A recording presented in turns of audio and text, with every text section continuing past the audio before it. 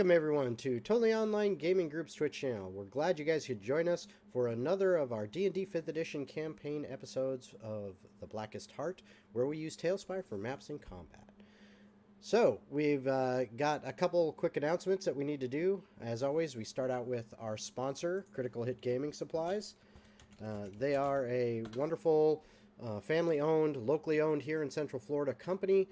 That basically a buddy of mine who does all this out of his garage, and he's got amazing dice bags, dice trays, 3D printed miniatures, 3D printed, I guess you could call them macrochers because they're fucking huge, like foot tall dice towers, beautiful designs, a friggin' Tarrasque, I mean, just some amazing stuff, awesome dragons. Make sure you check it out. I put the link there in chat. And if you do see something that you like and you want to purchase it, make sure you use TOGG15, that's TOGG15, at checkout. You'll get 15% off your purchase. All right, other announcements that need to go over. Tomorrow is going to be the last Tailspire Collab build stream of this year. We're taking a break until after the new year. So make sure that if you enjoy our collaborative build streams, that you hop in tomorrow night at 7 p.m. Eastern Standard Time for, well, Klein and F and I, and hopefully we can snag Anton and whoever else we can get to come in, maybe you, and join us to hopefully finish up the Wizard Academy map. And that would be a great thing if we could finish that up tomorrow night, just in time for the new year, right? Okay, other quick things to cover. Getting real close now, maybe about a month left at most, for Lair D&D, the website that I've had built before that goes live, where that will be something that you can use kind of like Airbnb. You can search an area for a dungeon master, a professional dungeon master that you would like to hire to come and run games for your group. You could do this even like, hey, we're going to go on vacation over here, me and my buddies, and you know what? Let's set up a one-shot for one night. Why not? And that will be live in about a month, and I'm looking forward to it. Just some of the pictures on there, the graphic, everything. They've done an amazing job. It is gorgeous. I think you're going to love it. And lastly, hey-o, Noonville, what's up? And lastly, June 16th, 2022, CritCon, a brand new convention that myself and a few others are working on getting put together. That'll be June 16th, that weekend, 2022, here in Orlando. It's going to be role-playing games centric. It's also going to have Critical Hit Gaming Supplies. We'll have a booth there. We'll probably have a couple other vendors there as well. It's going to be pretty fun.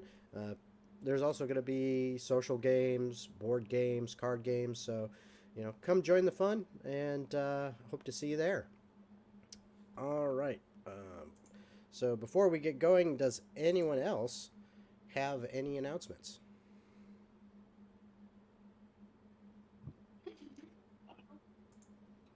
Yes, no, maybe so? No, we're just waiting for him to finish getting something somewhat situationally usable downstairs. Okay. I can hear So him trying to set it all up. We're waiting on Jacob to doing the tech side over there. Okay, good deal. All right, so then I guess without further ado, we bring you The Blackest Heart. All right, and we are back.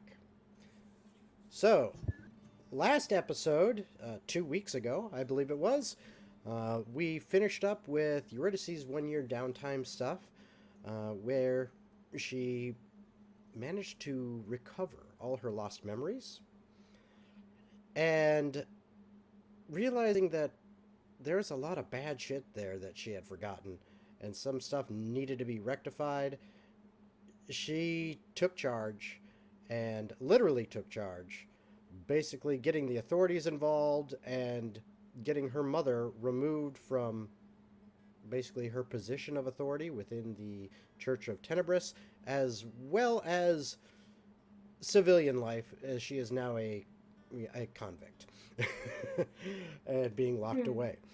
She also managed to find the family axe that she'd heard a little bit about it, but not really a lot of information other than it hung above the mantle for many, many years.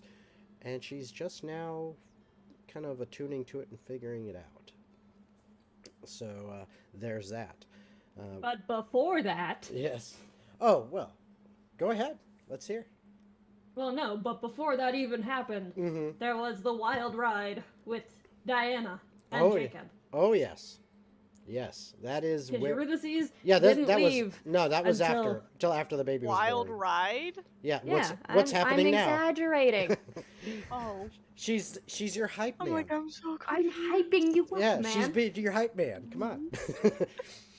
But yes, that actually occurs later in the year, in the 1 year downtime because Eurydice Like, basically record stayed. scratch. Yeah, she. I bet you're wondering how I got here. Yeah, pretty much.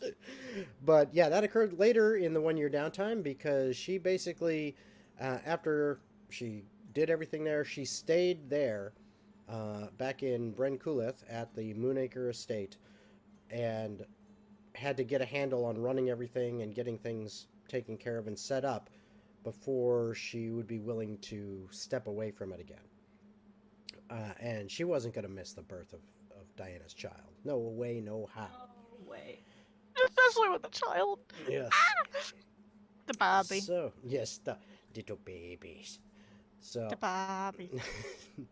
so now we go back, and none of, kind of our 1 year downtime, don't take anything as this happened in this order, this happened in this order, this happened in this order so much. I am loose and fast. Yeah. This is all just stuff that happened during the downtime. But right because now, schedules are fun. yeah, life and scheduling. But now we go back to the Shifter Kingdom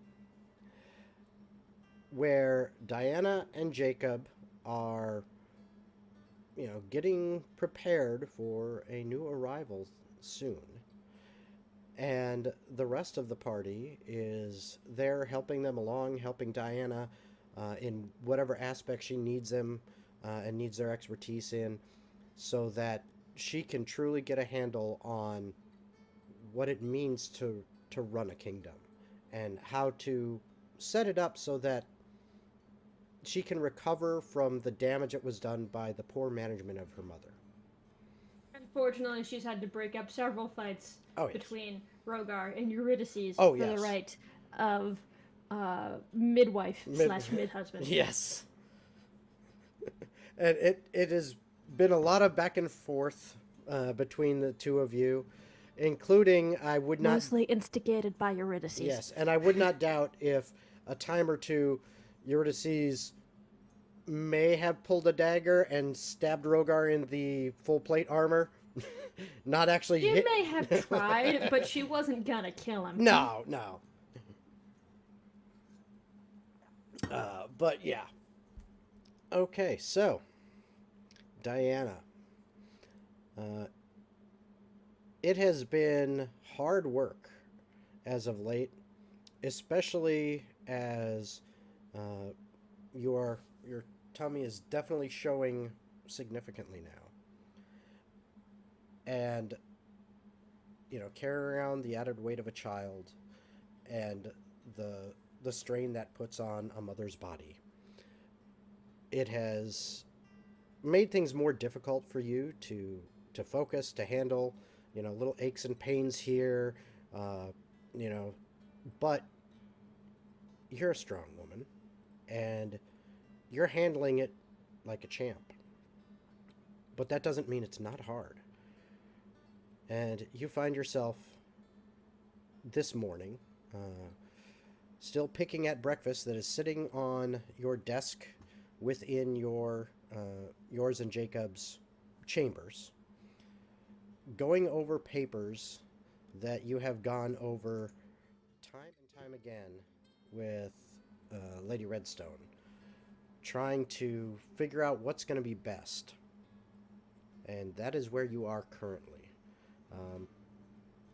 Right now, Jacob is Still not here. Yeah, he's still not here. He is actually doing a little bit of research in that library that Eurydice originally found when you first came into the palace proper, and she had been sneaking around and she found that kind of locked off archive of really old books and lots of and he's been taking some time to pour through those, as well as research into this pocket dimension that he is trying to create. So that's currently he's off in that study area right now. Okay. So is Redstone with me? If you'd like her to be, she can be right there helping you out, possibly, having just another chair kind of pulled up to the side of the desk and also working on paperwork. About how long has it been? It's still relatively early in the morning. I'd say you probably woke up. Oh, I meant from her getting the kingdom. Oh, from her getting the kingdom, I would say about 2 months, which puts you very close to birthing time. She's going to look at Redstone and go, have you heard any word from the sisters, the shifters, or the captain that I requested you to contact? Remind me again. Which captain?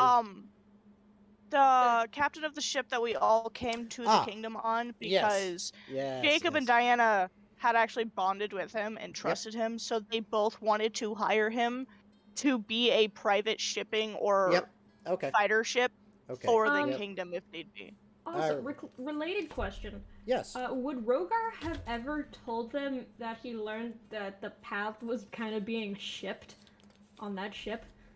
That is a great question. You know what? I'm going to leave it up to the dice. I am going to roll percentile. So first, I will say, give me an argument from your side as to why Rogar would have definitely told you, because this will affect the percentage chance that he does. Okay, well, he knows that we all don't like the path, and that the path is looking for something that we all have been looking for like forever. I will. Would you like something to add to that argument to help? Yes, please. Because he knows how Diana is in regards to taking in strays or people who would need protection, he would probably have given them a heads up for the simple fact of, hey, these people actually need you to keep them safe. They're trying to help us, so you need to keep them out of sight, and you're one of the few places the path probably won't look, so don't kill them when they get there. Okay. And I assume you're talking about Hector and Juan? Or the people that That's a Shelby question. Honestly, I don't know what you're on.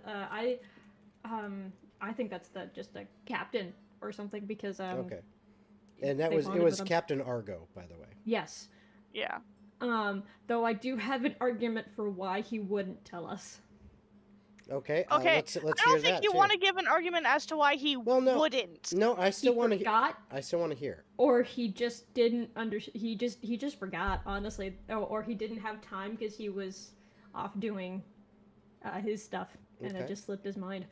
All right, so I now have a percentage in mind. Let's see how the dice do, and I'm gonna do you one more. I'm gonna let you guys pick low or high. If you say high, that means if I roll above the percent, then it's good. If you say low, I need to roll, basically reverse it.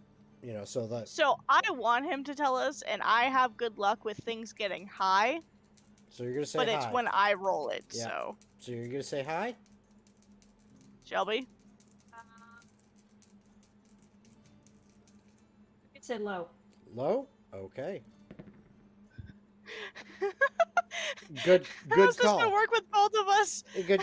Good call. It honestly didn't matter because I rolled almost dead middle. I rolled a 52. Nice. And I was giving him basically a 25% chance of not telling you. Yeah. Just because of, maybe he thought, okay, I've got things that I'm focusing on, and it just slips his mind. which is kind of how I was thinking. So when you brought it up, I was like, yeah. Yeah. All right. That's how Rogar thinks. Yep. To me. Yep. So, yes, he does tell you. He has told you that he found that information. He found that information out. Well, Eurydice no longer likes that captain.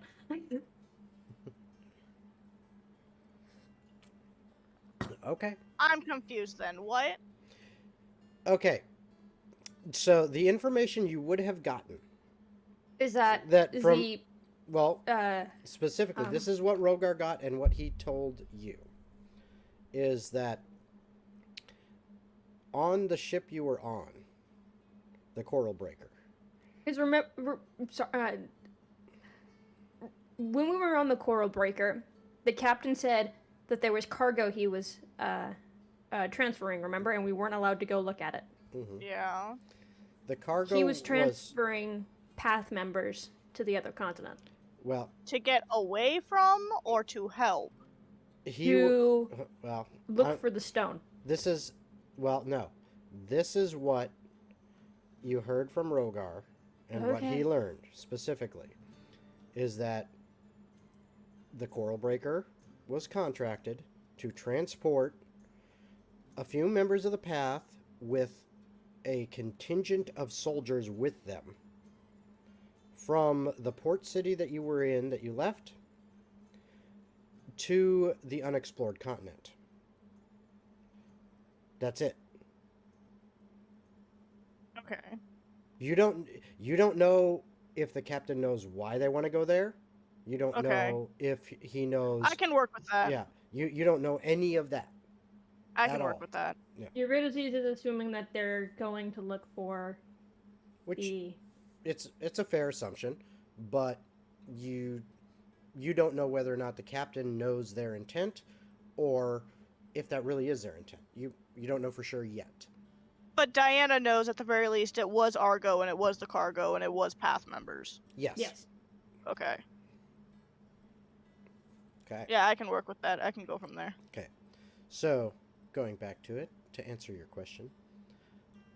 Yes, I actually received word from Fael that they are on their way. Person. Finally. Hey, there he is. There he is. I got it to work. Yay! Yay! All right. So, yeah, you receive word that Fael said that they are on their way, and they should be here. Let's see. When I received the message, the travel time, they should be here any day now. I would say within the week, for sure.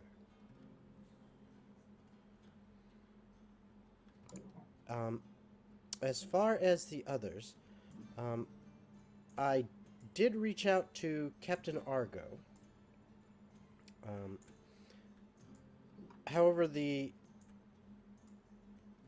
response I got back was very abrupt, and it was not from the captain himself.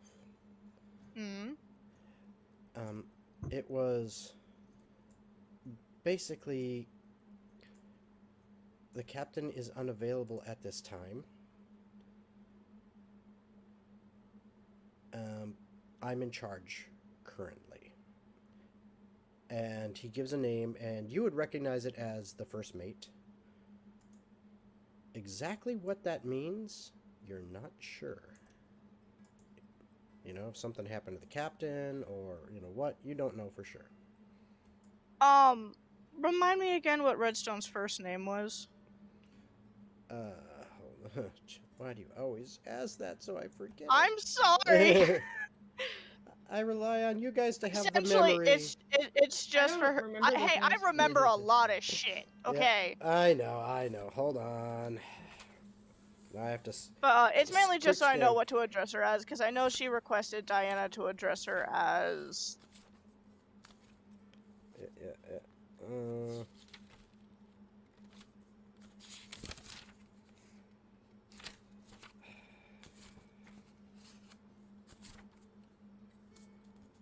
Come on. course I don't have that there. I get to use the new fancy schmancy little change your background. Ooh, fancy. Yes. It's all blurry. Do you remember the name? Do I remember the name of Redstone? Yeah, first name? Yeah. Sure don't. Not off the top of my head right now. Yep. I can't find it right now. I got it to work. That's as far as I've gotten here. Yeah. Thank you. All right. I can't remember it right now, and I can't find it in the notes right now. It'll take some more digging. So we're just going to call her Gwen. Okay.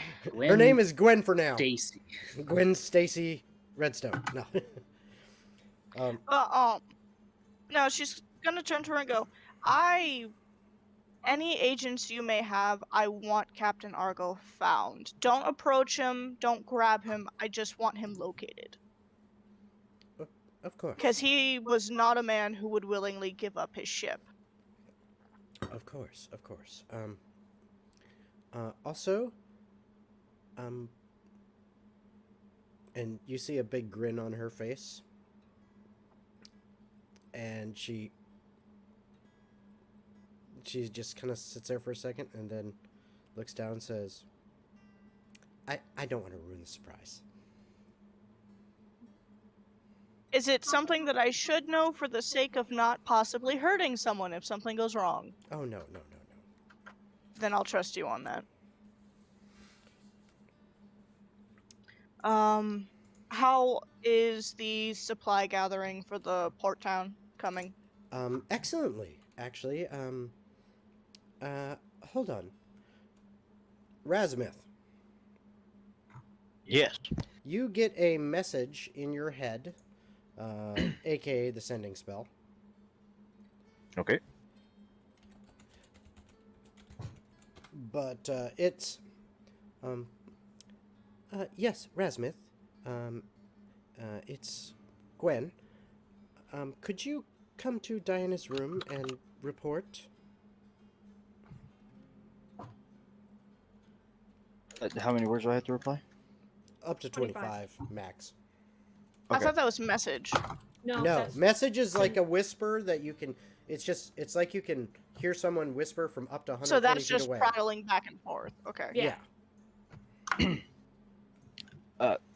Right. I'll be up in just a minute. Down in the sketching room. All right. And she looks to you, Diana, and says, Razmith will be on his way in a moment. He has the details. But last report I had from him, things were going very well. They've made much progress, but he'll be able to fill you in on the details. All right. And have we located the home of the Frost Giant tribe? Hold on one sec. Fucking quizzing him tonight. Damn. No, I just had to type. I had to type something. All right. Yes, we have. So they it's going to be about 4 days travel to get to them and back. But the one you met with, he says that he is ready to meet whenever you are. Good. That'll make things easier once I can get that smoothed out with them, and then I can show those dwarves, maybe if you pull your head out of your minds, you might actually learn something new about other races. All right.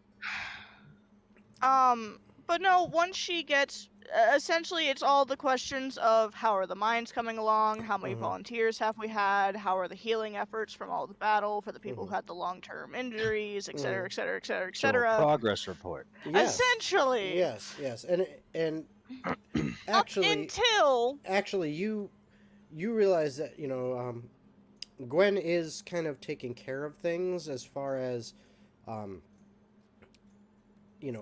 organizing and helping to kind of carry out, your requests and your orders. But, to her, she views them as requests from someone that she is, especially in these last couple of months, come to think of as a friend. Especially because everything Diana asks, unless she's annoyed with somebody, is always a question. Like, hey, can you do this? Or, hey, could you get this done? Not, go do this, unless it's something important or, like... But she's, been organizing all that, and you actually, over the next hour, you actually have several people that knock at the door, come in, and report different things, including one of them is Celia. Comes in when you and tells you all about the healing efforts and everything, and she gives you a fairly detailed exchange on it, and then she leaves. You get Rasmuth, at some point, and then you show up. Yeah, I was just waiting for her questions to stop before I knocked on the door. Oh, sorry. So yeah, you show up. So fucking many of them. you show up during this time, and now Rasmuth's there. You may grill him about progress. As Rasmus just kind of walks to the door, he's gonna raise his hands up, smiling. Look at you! You look like you're glowing. I feel like I'm going to pop. Well, avoid any sharp objects. Lie down on something soft. How is the lumber and the rock coming along for the town? Nicely. We're still trying to convert how to get it upstream, because we're fighting the river upstream. So we're trying to create land bridges to kind of connect the islands so that we can get up to the main area.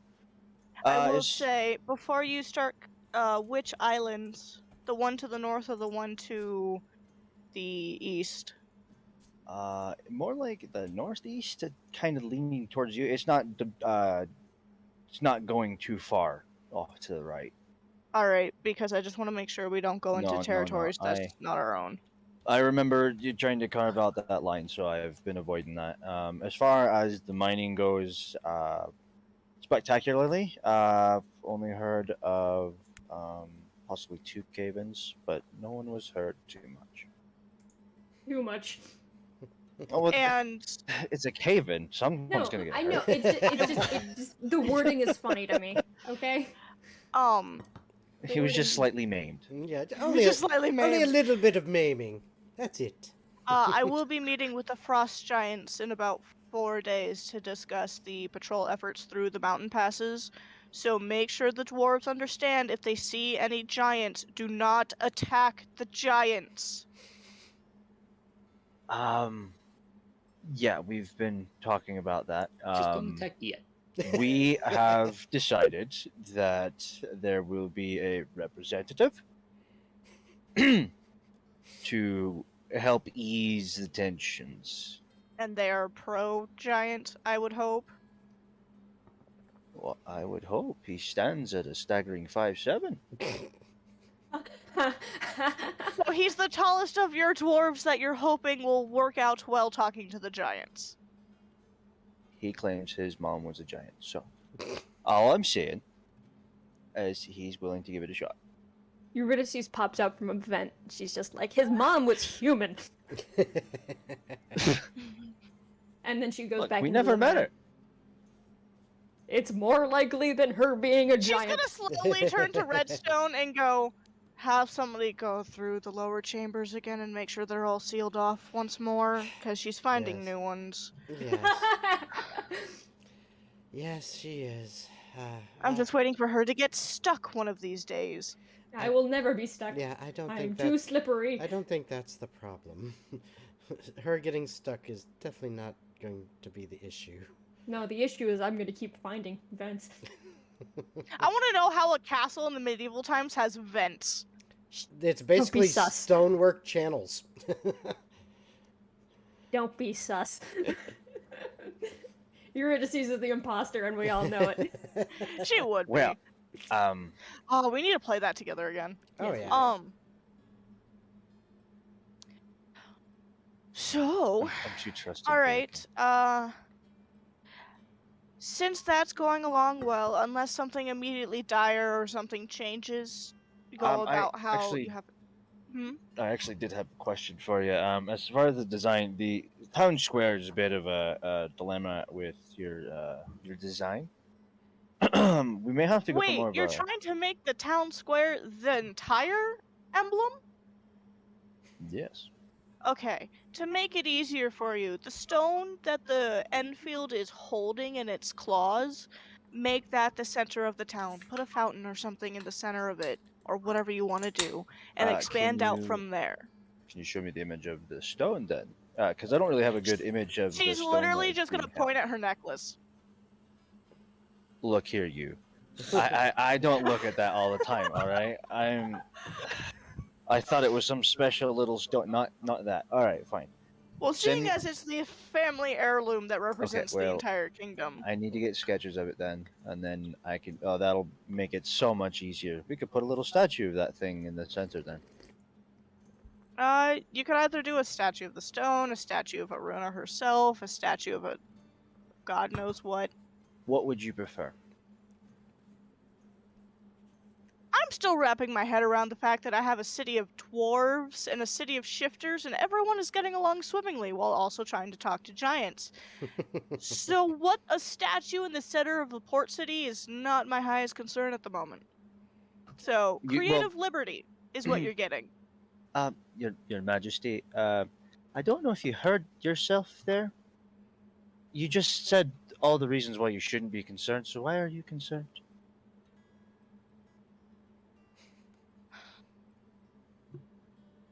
It's been stressful, Rasmuth, and you know this. I understand. You seem to want to be left alone. I'll leave here. I'll go try to fix this square area. Jacob said he wanted to talk to you. Oh, about what?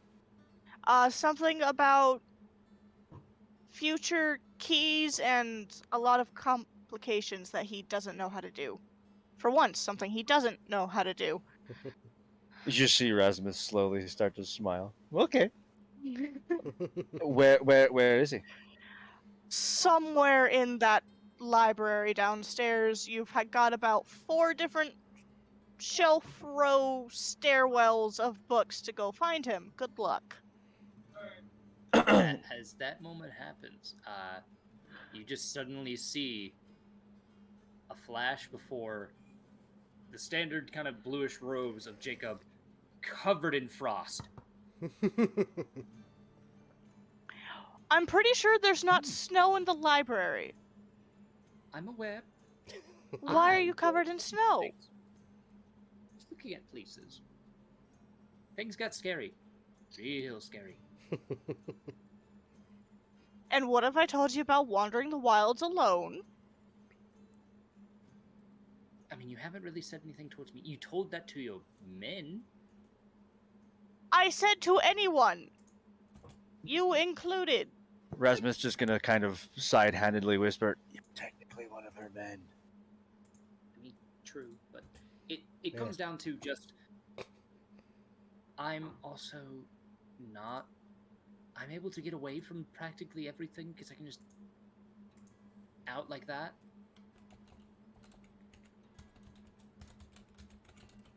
Have you heard anything from the twins? Like, she's just done. She's not even gonna continue with that. He went somewhere, he's wet now, it's fine. Also, you wanted to talk to me? Oh, yes. How do buildings work? I'm sorry, that's what you wanted to ask him? Excuse me? This is a starting point. I need to know how to structure a building properly. With a solid foundation, first off. What are you talking about? Alright, you come. Oh, is this about the thingy? Yes. Okay, he's trying... And she'll just turn to Rasmuth to translate from not Jacob's speech. You know the big school headquarters thing he wanted to create in the pocket dimension of his that he's been prattling on about for the past few months?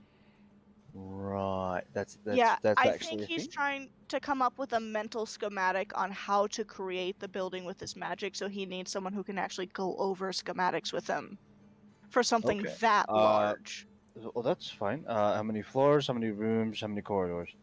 Well, it's going to be a school and a headquarters, so it has to be able to hold a good few thousand bodies. Eurydice pops her head out again. She's like, well, why don't you just start out with a few rooms and then get bigger as time goes on? I feel like planning a house is different than planning a school. Yeah, then, okay, just make it thrown together. I think, just Question. add it on. Could you magically add rooms? Things get a little finicky coming from that portion. Maybe in the future? Right now, I barely No, I'm not talking now. Place. I'm not talking now. Well, to make it a place, I just need the resources to get it there and have the ample amount of time to work in it. Well, I feel like the issue you're going to run into is the building itself is made of his magic inside the dimension, I think. So I think it's more a situation of him having to constantly change the magical flow to add more rooms. Maybe? I don't know if you can physically add on rooms to a magical building. It's complicated, like I said. So first things first, because we just talked about it being a few months prior, would you say Jacob has found the spells that he needs to be able to do it? Yes, you are almost complete with your research. You are, as far as the spells you need to understand, you have found them. You've got that. Right now, the only thing that's really holding you up is the design phase. Well, if I may ask, do you have any particular designs in mind already that you kind of imagine what this looks like? Cool. Because if anything, we could go through a record book of possible blueprints for the castle at one point, and we can kind of modify some of those. Sadly, the castle's always been small. It's only recently gotten bigger. And you don't think there's any recent blueprints or schematics for them? If there are, they were with my mother. Because she's the one who did the alterations. Could we possibly search for him? And Eurydice is going to search the entire castle, top to bottom, for schematics on the castle. Blueprints. All right. So the reason for that is then I'm not starting. Eurydice is off searching. At this time, the door to Jacob and Diana's chambers opens quietly, and in walks a long, dark-haired, full-plate armored Rogar with, it looks like an apron over top of his armor. He is coming in carrying a tray, and looks like there's some like towels on the tray. He comes over to the desk, sets the towels down, and takes one and says, "Time for your hot compress," and puts it on the back of your neck. Holds it there as he kind of gently massages one of your shoulders with a mage hand. And that's fair. And just holds the compress there for a little while, and it feels nice. You've gotten used to this treatment. And after a little while he's done, he takes that back and he picks up the remnants of your breakfast and the tray that he brought in, and he just kind of scoots his way out. You hear from the vent, "Kiss ass." And you hear back, "Slacker." How did my home become a place for children to bicker? I'm pretty sure You're all of them are older than you. Yeah. And yet they all act like children. Technically, Eurydice is comparably Technically, Yuri younger. is still a child. Yeah. Yeah, Eurydice is technically still a teenager. Yeah. Number of years? Yes, definitely older. Actual... Rasmuth is the oldest out of all of us. He's the only adult. Yeah. He's the only adult. Yeah, I think Rogar, if I recall right, he's got him in his early 20s. Yeah, no, both Rogar and Jacob are adults. Yeah. Yeah, but Rasmuth is the only. Yeah, I think Jacob's 27, adult. Diana's 25. Jacob is 29. Oh, Jacob's 29, Diana's 25. Rasmus 27 actually. Yeah, he doesn't Diana have was it. 27-year-old. Doesn't have it listed there. in his sheet. Oh wait, no. I know that Rasmuth is Rogar going to was start older working than on some of Jacob. these Yeah, designs. If you want to send me Okay. any possible tips or things that you'd like to add to it, go ahead and send it to me. You could use the pictures I sent you. Haha. Who are you saying that to? You. Nick was asking you about designs you want the castle to look like, and my brain, haha, you could use some of the pictures that I've sent you I mean, that's fair. for ideas. After that, Diana's going to just slowly stand up and look over to Redstone and go, please keep an eye on these two as they keep prattling so I at least know what's going on later. I'm going to go head to the family tombs. Jesus. And she she puts a hand on yours and gives a squeeze and says, "Don't worry, I got this." Okay. And then she takes up some of the papers and everything, kind of straightens them out and picks them up, and then walks out the door, kind of at a little bit of a distance, tailing after Rasmuth and Jacob.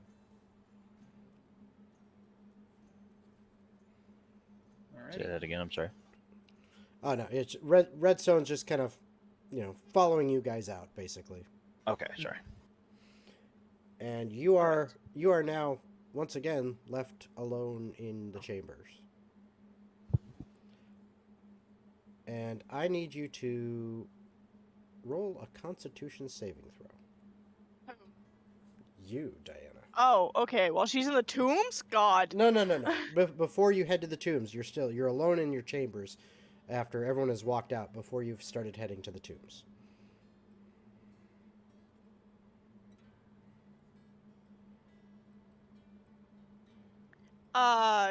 Dirty 20. Dirty 20. Okay. Because I have the +1 due to the cloak. Yep. You stand up with a big sigh and start walking, and that was a big kick. Oh, man, she's getting strong. And we wouldn't know if it's a boy or a girl, would we? No, you don't. Because they didn't have anything back then to pinpoint it. No. Well, I mean, they got magic. They got magic. Telling you like, well, if they're sitting high, they're this. If they're sitting low, they're that. Pinpoint if you're pregnant, but I don't think there was any magic to determine if it was a boy or a girl. Well, no, I'll definitely tell you. Celia would have, if you'd let her, sprinkled a bunch of like grass clippings over your belly, while putting some sage back and forth, and then saying, "Okay, based on the pattern of the grass clippings, it's probably a boy." Probably a boy. So they're expecting a boy. Because it's old wives' tales and stuff like that. It's not real magic. All right, so you head off towards the tombs. Yes. Okay, so as you head towards the tombs, I'm gonna need to cut away more.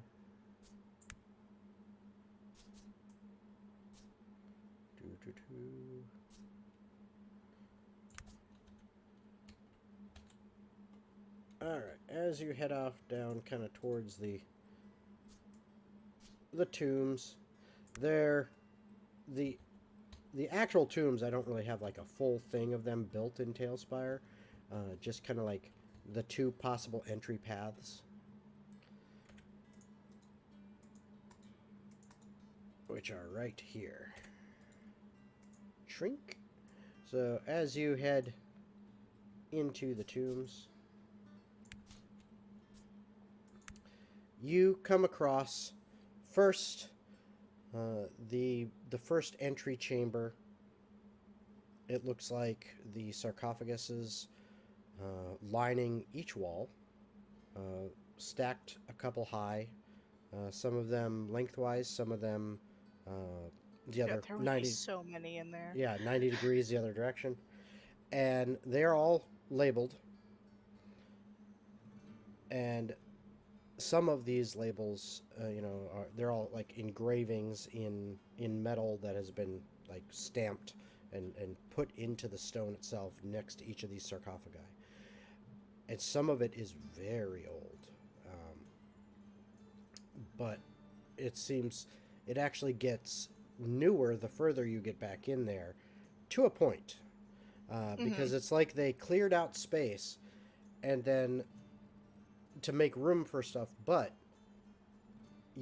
because you've already seen it before, that they did put the oldest ones kind of in a position of honor much, much deeper. Yeah. But they wanted to leave space for future generations. So, like your father's is kind of, it would be the last one in the chain before there is a lot of empty space, and then like another tunnel that goes down to another chamber where some of the like original bloodline is. I feel like over the last few months, Diana has been going down there a lot, just reading the names of all of the previous generations. Will she have picked up on by now? All of them are male. Yes. Can she find Aruna's? It is actually all the way in the back, in the farthest reaches of these catacombs. There are 3 sarcophagi there. There is one to the left in this room, one to the right, and then one all the way at the back in the center. What are the 2 right after her? The ones right after her, you actually see one that's Danae, and another one that is Williford. Okay. Going over to Aruna's, is it like standing? Is it laid flat? Hers is they're all laid flat, but hers, the head of it was towards the far wall and the foot is towards you. And even though I won't say laid flat, it's not standing, but it's canted up at a very slight angle, maybe 10-15 degree angle. Okay. But that's it. Other than that, it's there. And the stone carving around it, and the way they've kind of framed it, it's ornate but worn, as due to from age, in that general area. She's going to take a deep breath and lay her hand over the casket, and then her other hand against the necklace. And just very quietly, are you awake? I will need a wisdom save from you, please. Okay. This wisdom save brought to you by Critical Hit Gaming Supplies. So is it for anything in regards to being charmed? Or is this No. Okay. Okay. That was 17 plus 1, 18. 18, okay. As you hold the stone, your hand on the sarcophagus, and you kind of reach out your mind toward the one that you see by the nameplate is called Aruna. You know that this has a tie to the stone directly. You feel a presence, but you can't quite grasp it. You know it's there, but you can't understand. But there is definitely a presence there.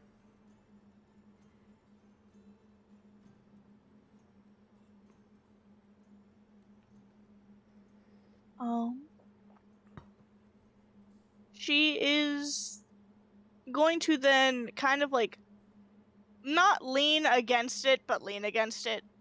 If that makes sense. Yeah. I think I get where you're going with it.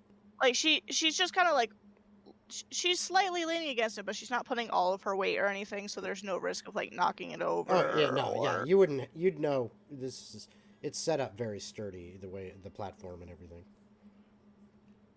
Yeah, if you wanted to move this thing, yeah, you'd be needing to get some dwarves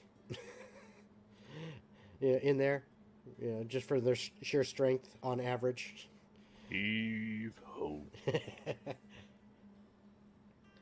So, as you're leaning against it a little bit.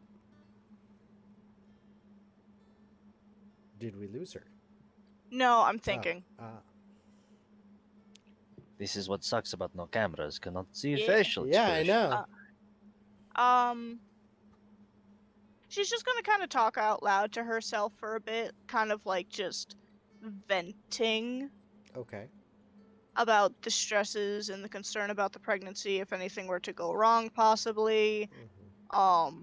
About the relation she has to build up with the giants and then possibly contacting the country, and just kind of rambling for a while in quiet. Because she knows that she's there to hear her. She's just not necessarily sure about responses. You still feel that presence. You know, it's just kind of, it's there at the back of your mind. And as you are kind of airing your troubles a little bit and your worries, you don't know if it's that presence itself or if it's just the act of venting and you know, unloading those frustrations. But you feel a little bit better, a little more relaxed, a little more relieved, and a little more centered. Like, okay, I can handle this.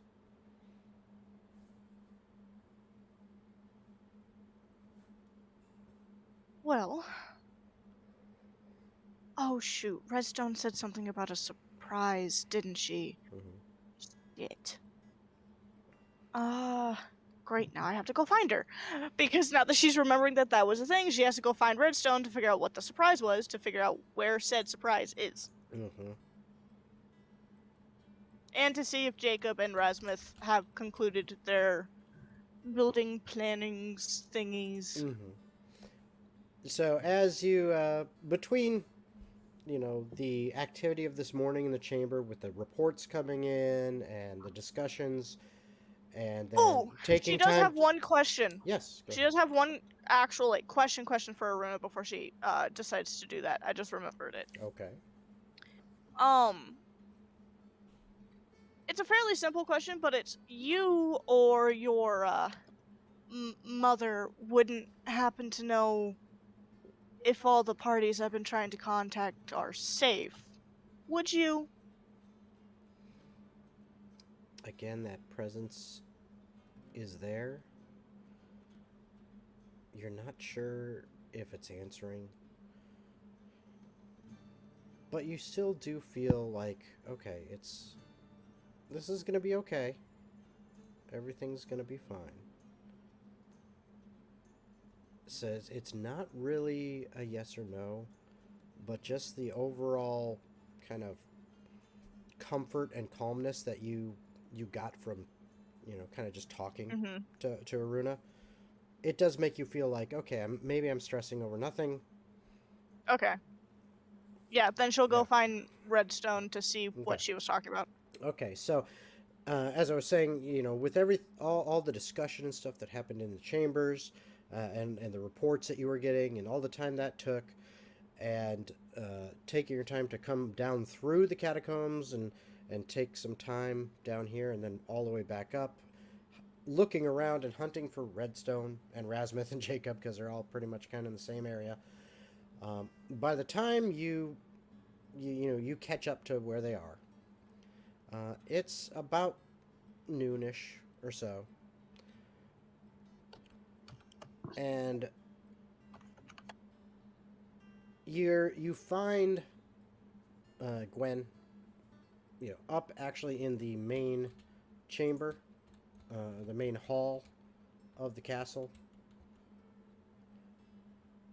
And okay, cut that away just a hair. Let's see, I want that, and There we go. You find her in the main chamber, the main hall. And she's there just kind of talking with Jacob and Razmith. And then the front doors to this main chamber, this main hall. Diana just waddling up like a penguin. Like, it's so hard to walk, guys. Yeah, the front door of this just swings wide open. There's like no knock, no nothing. It just swings wide open. And as you all look down that way, you see... Before she sees anything, just out of fright, can Diana unintentionally try to throw magic at it, but it's just a snowball? Okay, so... Because the door suddenly being thrown open, she thinks someone's, not supposed to be there. So what happens is, and you're at the opposite end of this hall, so I mean you're talking... This is no damage, but it's a snowball. Yeah, but this is a distance too. I mean, you're looking at, this is like 80 feet away from you, or so. But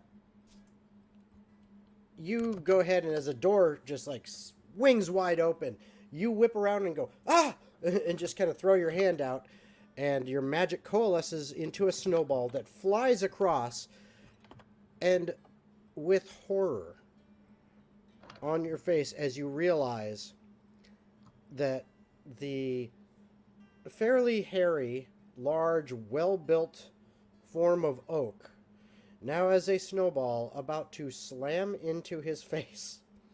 It's just that moment of Oak duck! Oak, you know what? Hold on. He's... Actually, I don't think she could even process giving him a warning. She'd just be like, wait, what? You know what? I'm making the active decision that Oak is just like, wait, what? And, it hits him in the face. Okay. You get hit right square in the face.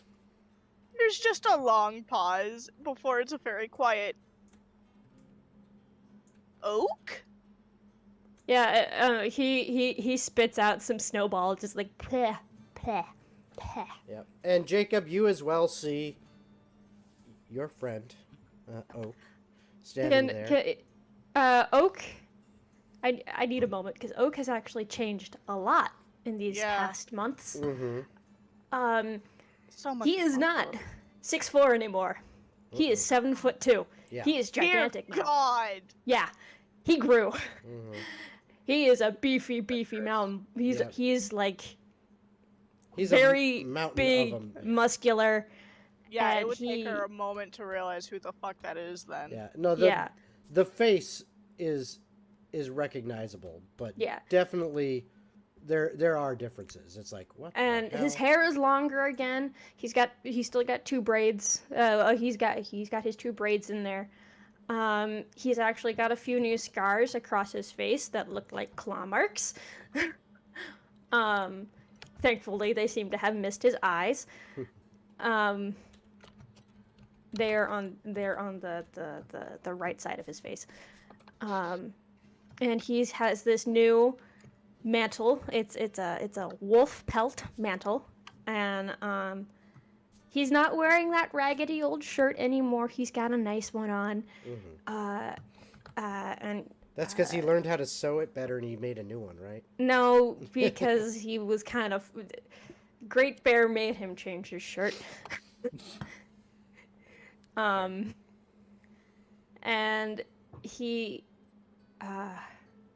he's just bigger now, and he's a big boy. But yeah, it's just gonna be that... Oak? Hi! He raises a hand, just like, hello. She's gonna, lean over to Jacob, because he's still across the room. Lean over to Jacob. Oh, yeah. Yeah, he's making his way there, but he's a ways away. Is he bigger? Yep, I'm bigger. I am big now. What happened to you? Well, unfortunately, Oak has come in, and he's coming closer, because you're his friends, and he doesn't want to talk across the room. Yeah, he's now up there with you. Yeah. Diana's standing at fucking 5'5", just staring up at him like. How do you think Eurydice fuck? feels? He's 2 feet taller than her. Hey, Eurydice, meet this cool person that we met before. He climbs him like a ladder, just like, hello. But Oak says, unfortunately, the reason why I look like this is, or why I've changed so much is because Great Bear passed while we were making our way here. And Oh. I am now the leader I'm of the tribe. sorry. Thank you. He's with the spirits, our ancestors. And he's back with nature now. So nothing. He That had explain- a good long life. that Also, explain it. on the bright side, I can do this, and Oak shifts into a dire wolf. I see. Okay. And then he just comes That's up and sniffs new. Diana and licks her. And then he does the same to okay. Jacob, then Rogar, Oh, all right. and then he changes back. That's fair. Also, I heard you guys were needing an army. We were. I'm queen now. That As you makes can tell. sense. No wonder there Um, was very little resistance. I should yeah, probably no, I tell had someone told- to You stop. fight people. I had told the guards we were expecting who knows what size of a shifter tribe from a different part of the continent. Yeah, but there, the little Birch, he's very aggressive. Which one? Birch. He's a new apprentice. Ah. He was very insistent on fighting one of your guards. I think he's still biting his leg. Well, he will learn very, very quickly that that will only be tolerated for so long within the walls. Don't worry. He has very blunt teeth. And Oak smiles, and you suddenly realize, oh, he has his mouth is just full on canine teeth. He has wolf joy. teeth. Now. He has Just very that neat. large canines. How? You know what? There's a lot of other questions I have, but for now, Redstone, can you go get a room set up Redstone. for... And Oak takes out his axe. and he's just like, wait, what? no, wait. Oh, don't make me do it. And Jacob's holding up. He's holding up magic. Okay, but like I saw it. She's on our side now. It was a very complicated mess. She was here when I took down my mother. She was not aware of things were going on, and after I explained to her what happened at the ball, she's agreed to help us and has actually become a fairly good friend of ours. Oh. She's a friend now. Okay. Oak will slowly put his axe back. Okay, and when you pulled your axe out, you could see a little bit of, shock, surprise, and some fear in Redstone's eyes. But as you put it back and things get explained, she kind of relaxes a bit. And she does look Oak up and down and... Oh yeah, her Redstone had a thing for Oak. Oak just like he's just like no thank you. I no, don't no. swing. I mean, it's I not it's not that obvious actually. Oh! Can he make a perception check, please? That's what I was about to ask for is perception checks Does he from have high anyone. perception now? No. Rasmus is gonna pop off. You got are a a very 2. dramatic bunch. Oak got a 2.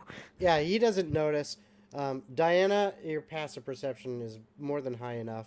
Jacob, and 23. Rasmuth, yeah, Jacob and Rasmuth, if you want to roll. Yeah, just give me a moment. I'm sure Eurydice, without even being there, would know. Like, just like, oh yeah.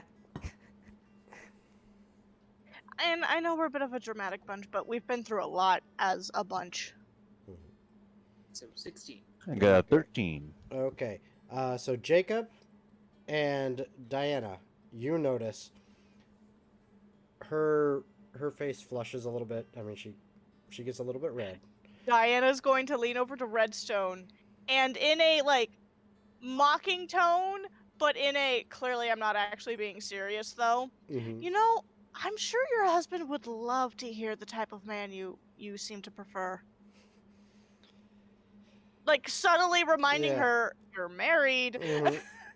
Which, in Oh, which Jacob's case, very blunt. she turns a full shade redder, and then says, I have duties to attend to.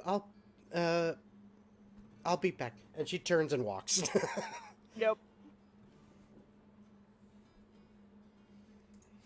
Oh, Trying to get the would calc- Oak Alright. would Oak see the golden sash Diana still wears?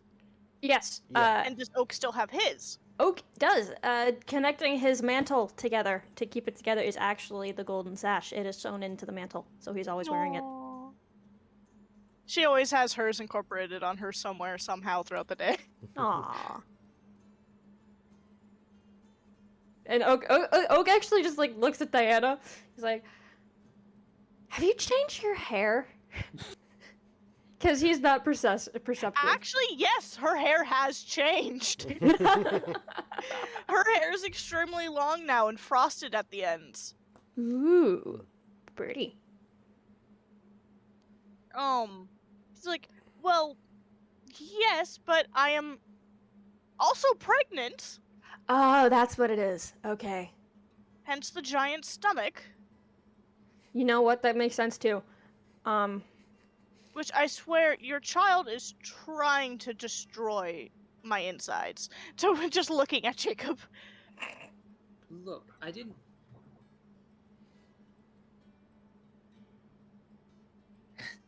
There's not much I can do other than say, I'm sorry. This is How much all else I your can do right fault. now? It's all your This fault. is- So, where's the rest of the tribe? And how many of you are there now? How many of there are us, DM? You're about 120 strong. We're about 120 strong. My deputy is currently trying to wrangle them in the town square. The guards are helping, I think, because Birch started a fight.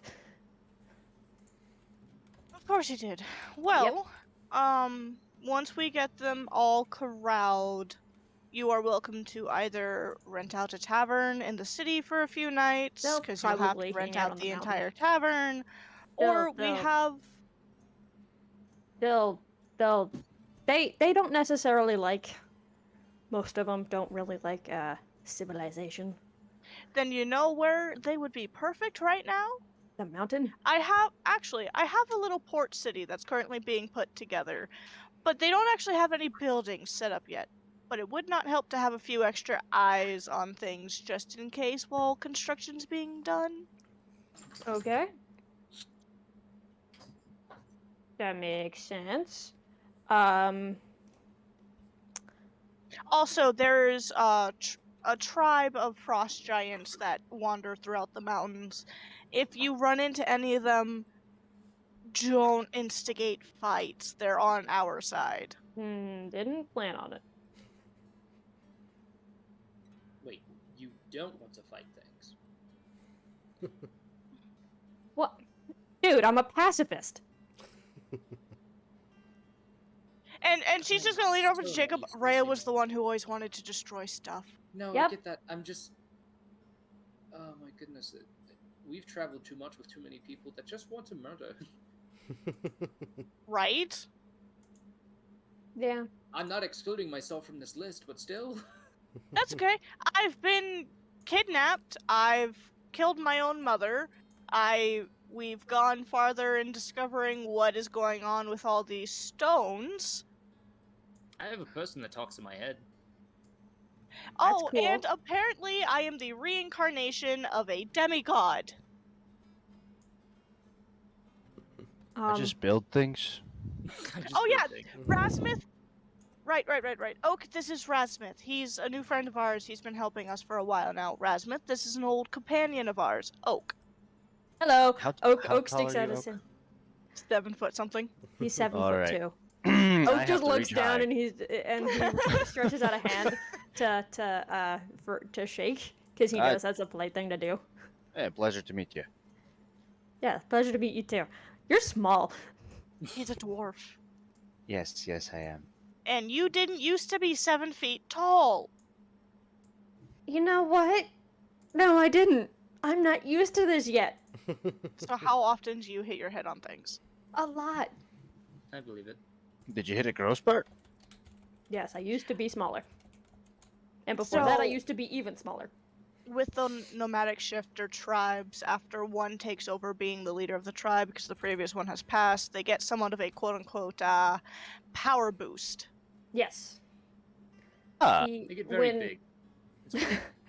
That's because, to the safety of the tribe, the leader gets the gift of the ancestors and is able to transfer into the dire version of their shifting form.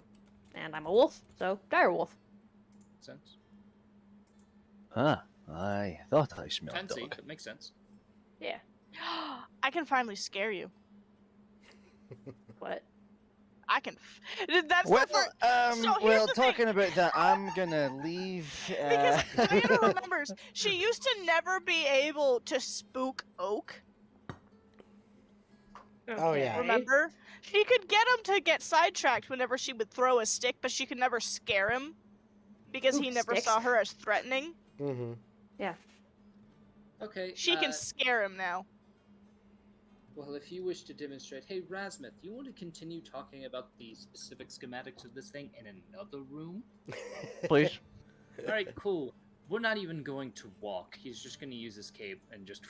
They're Boom. Yeah, they're out of there. You're just yoink.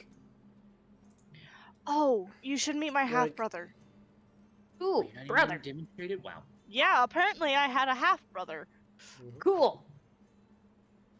Let's meet him. And Diana will proceed to just Which kind of halves? like catch Oh, up with Oak, Damn you! I was Show thinking him- the same thing. You beat me to it. show him around the castle, etc., etc. Yeah. Eventually, Eurydice appears. She says hello, and I feel like there's an odd familiarity between them. I think I know you from somewhere. Wait Yeah. a minute. You're so familiar. It's weird. yeah. And then later that day, Oak is in his direwolf form, and they start playing fetch in the yard. Actually, Yep. just to clarify, it seems like it would be physically impossible for Oak and Eurydice to ever be in the same room at the exact same time. You know what? Fair. Yes. How do we know that Oak isn't Eurydice? But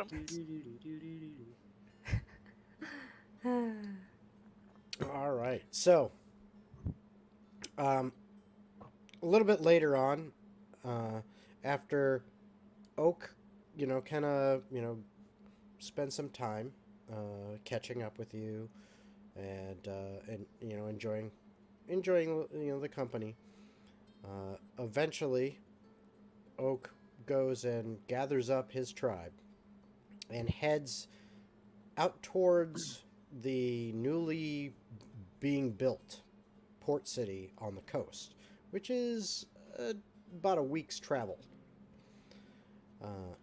So heading that way, and then would it How still many take that bodies long? am I Since looking to house? you don't need to house them; they'll be sleeping outside on their Yeah.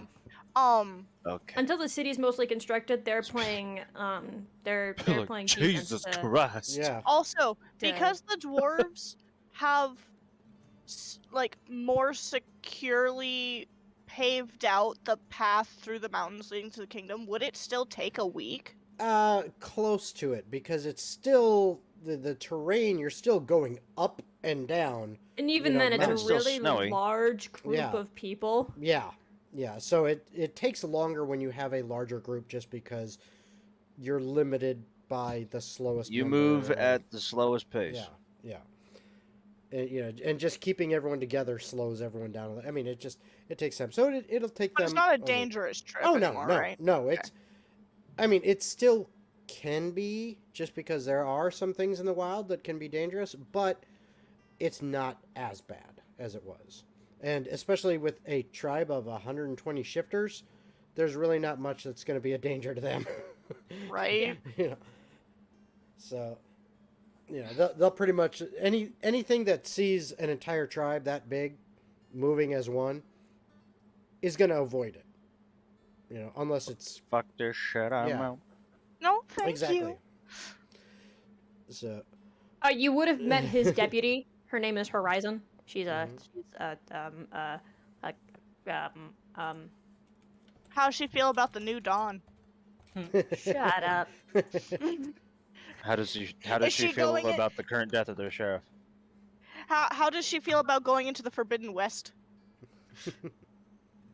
It's sad because I haven't played that game, so I don't understand these jokes. So haha. But you understand them anyway, hence why you're upset. Yep, because I know it's a video game. Yep. All right. So And her apprentice is Birch, so okay. you get to meet him as well. All right. So Oak heads off with his tribe on their way to head towards that new, currently being built port city, and so you say temporary goodbyes, as they're in the area, and you can easily see them again pretty much anytime you want. So there would have been a few of like a portion that actively left from the tribe because they wanted to be in the civilization because their belief systems were changed. Yeah, but- so over the course of time, Shelby and I talked about the longer that the tribe is there is eventually integration between some people from the city meet the shifters and realize that's what their innate nature has been missing and goes with the shifter tribe, and in the vice versa, there's people in the tribe that see the city life and go, oh my god, and stay. Yeah. Yeah. Which is fine. Overall, I would say your tribe's size doesn't really change too much, just a couple changes in personnel. Here and there, which makes sense. The other stuff, Shelby, with like the cave and whatnot, we will do later on when more time has passed. Okay. And once Oak and his group leave, Gwen comes back, and she says, were you surprised? I was. Good job at keeping that hidden. Normally yeah. the guards would have told me the moment there was such a large group coming to the gates. Yeah, it was very difficult once I heard that they were on their way and had arrived on the shores of Anethir. It took a lot of work to get the guards to be quiet because I knew they would arrive today. Thank you. That was actually it was really, really good to see him. It's sad to hear about Great Bear, but I know Oak will lead them just fine. Oh, good. And anyway, what is next on the docket for you today? Admittedly, probably just keep walking around the town in the hope that I can eventually get this stupid child to fall out of me. As you say that, you hear coming and clop, clop, clop, clop, clop, rattle, rattle, rattle, and armored apron Rogar Nice. comes running up and says, "Did I hear baby dropping?" No. I'm trying. Not yet. Okay, very Don't well. worry. I will either message or send for you if... I promise, Rogar. I'm alright right now. All right, just make sure it's me and not Eurydice. Eurydice is already there. She's just hiding in the She's shadows. already there. She's hiding in the shadows. She's always with Diana. Always. Rogar's always like hanging out in earshot, like in And another it works room. because she's just sneaky enough to get past Diana's perception, but Jacob's blind, so he never sees her in the room anyway. Yep. And Diana, you know that Rogar's always like just one room away. She's like one yell of his name, not even his full name. Like she starts to say his name and he'll appear. So, for the rest of the day, I mean, it's it's gone on long. I mean, you've had you basically had a lunch, with Oak and a couple members of his tribe, with Birch and Horizon, and Oak and maybe a couple other members of the tribe. Um, you enjoyed some good camaraderie. Is the old sage still in your tribe? Thunder. Yeah. He's Oak's age. Yeah. No, the dude who helped us get the stone piece. Yeah, That's that's Thunder. Thunder. So I thought he was really old because he was like scarred up, No. hunched over. No, No, that was no. because Oak mauled him when they were Yeah. children. Yeah. Okay, because Yeah, I know no, he's he's not not old. Oak's age. He was still older than Not Oak. by Nope. much. Not by Nope. much. Nope. Like maybe like Not by much. 6 months. Yeah. Okay, but he's still there. Yeah. He was just down in the Can- town. Can she pick his brain for a little bit about what all effects he may remember that stone doing? Because that's the stone Diana's stuck carrying. Mm. So he saw the effects of it the longest. Okay. So I will say that at your request, Oak kind of sent word, hey, Thunder, come join us for lunch. And while you were all sitting down to lunch, you go ahead and, pick his brain. Go ahead and ask. What is So- it you want to know? You remember the stone we got from that graveyard, right? Yes. Yes. What all exactly do you remember it doing to the land around it? Oak is just like, It's- ooh, I know, and Yeah. his hand is raised. I know. Oak remembers. I mean, maybe a different perspective, but I know. Previous to us showing up to get it. The Well, what I long-term remember is effect that of there it. were a bunch of undead around. Well, yes. That How long, per se, do you think that might have taken that to start? that was, well. Let me see here. What would he actually know about that? I'm gonna have to roll for this. Yeah, because she's trying to Ooh. determine, because she has the stone with her and the family tomb is right under the castle, she's Yeah. trying to pinpoint if she keeps this stone in the kingdom for too long, Mhm. is it gonna start raising dead bodies just from the Okay. innate magic of it? What? Unfortunately, the dice gods said he doesn't really know that much. I got a 3 on the die. Oh, okay. What he does know is that it had been around for a little while, but it seemed like those vile creatures, like they'd been around for a little while before this happened, and that's why we moved away from there. But it's like they just showed up all at once. It wasn't like That's what happened. there wasn't a trickle. It was just all of a sudden there's a shit ton. So, okay, she knows exactly how it all happened then. Because there were 2 bodies there, and when one soul gets absorbed in the stone, it does that little flashbang boom and releases all the spirits. So she knows how Yep. that happened now. Yep. You would be able to piece that Okay. together based on what you'd learned from previous information, what you saw down in the Sanctum Vipera. Yeah, that's where Rogar one-shotted a banshee. Yeah, motherfucker. I set that up good, and he just bam, fucking paladined One its hit. ass. Dink. Paladined its ass. That was still epic to see happen, because I remember how frustrated you got. Oh yeah, that man. It's frustrating, but hey, he did good, and that was that's what happens. So But no, after she gets that, she is going to ask Thunder, would you happen to know of any older sealing magic that might help possibly condense any interference from the stone? if you may not remember as a player, but the stone you currently possess, Jacob had Yeah, it's a wrapped up cloth. currently. I Yeah. know that much. Well, it's She not. wants It's to not put just. It's more. not just wrapped up. When that was like that cloth was wrapped around it, and the keyword spoken. Think of it like the stone is now encased in this, like it's a solid shell around it. Yeah, Okay. it's a suppressor thing. Oh, for oak. Uh, how how far have you been traveling since we split ways?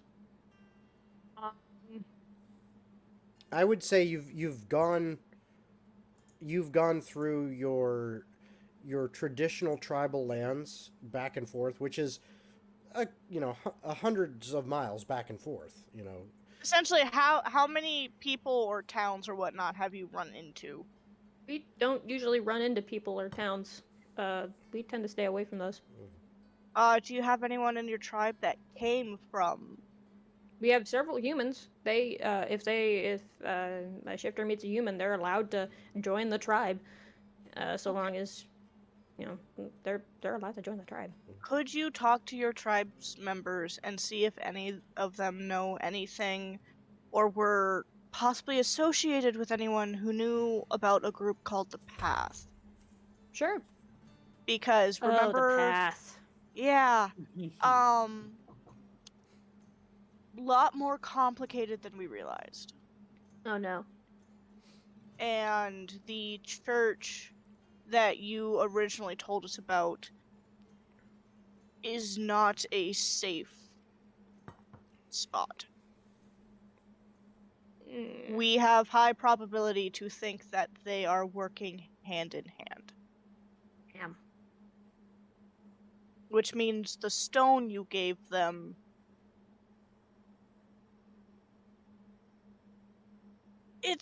it's a problem. Yeah. We're trying to figure out a way we can possibly get it from them now with Redstone's help.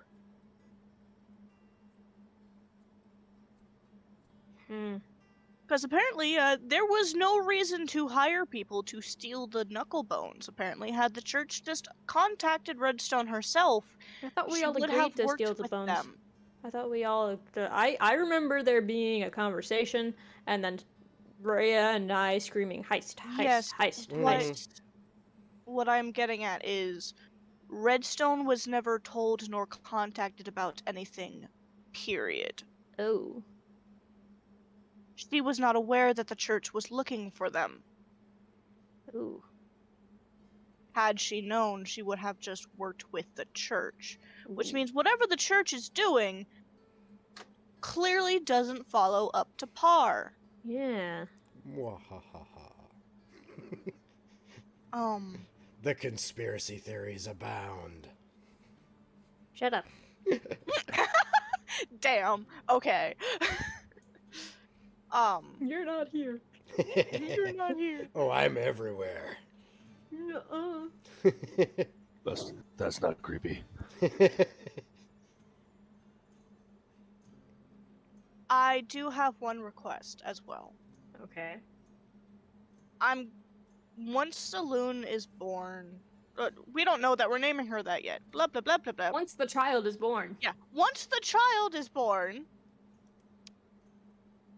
I'm sure that they are properly all right for me to leave them. I'm going to be leaving with the group again. Okay.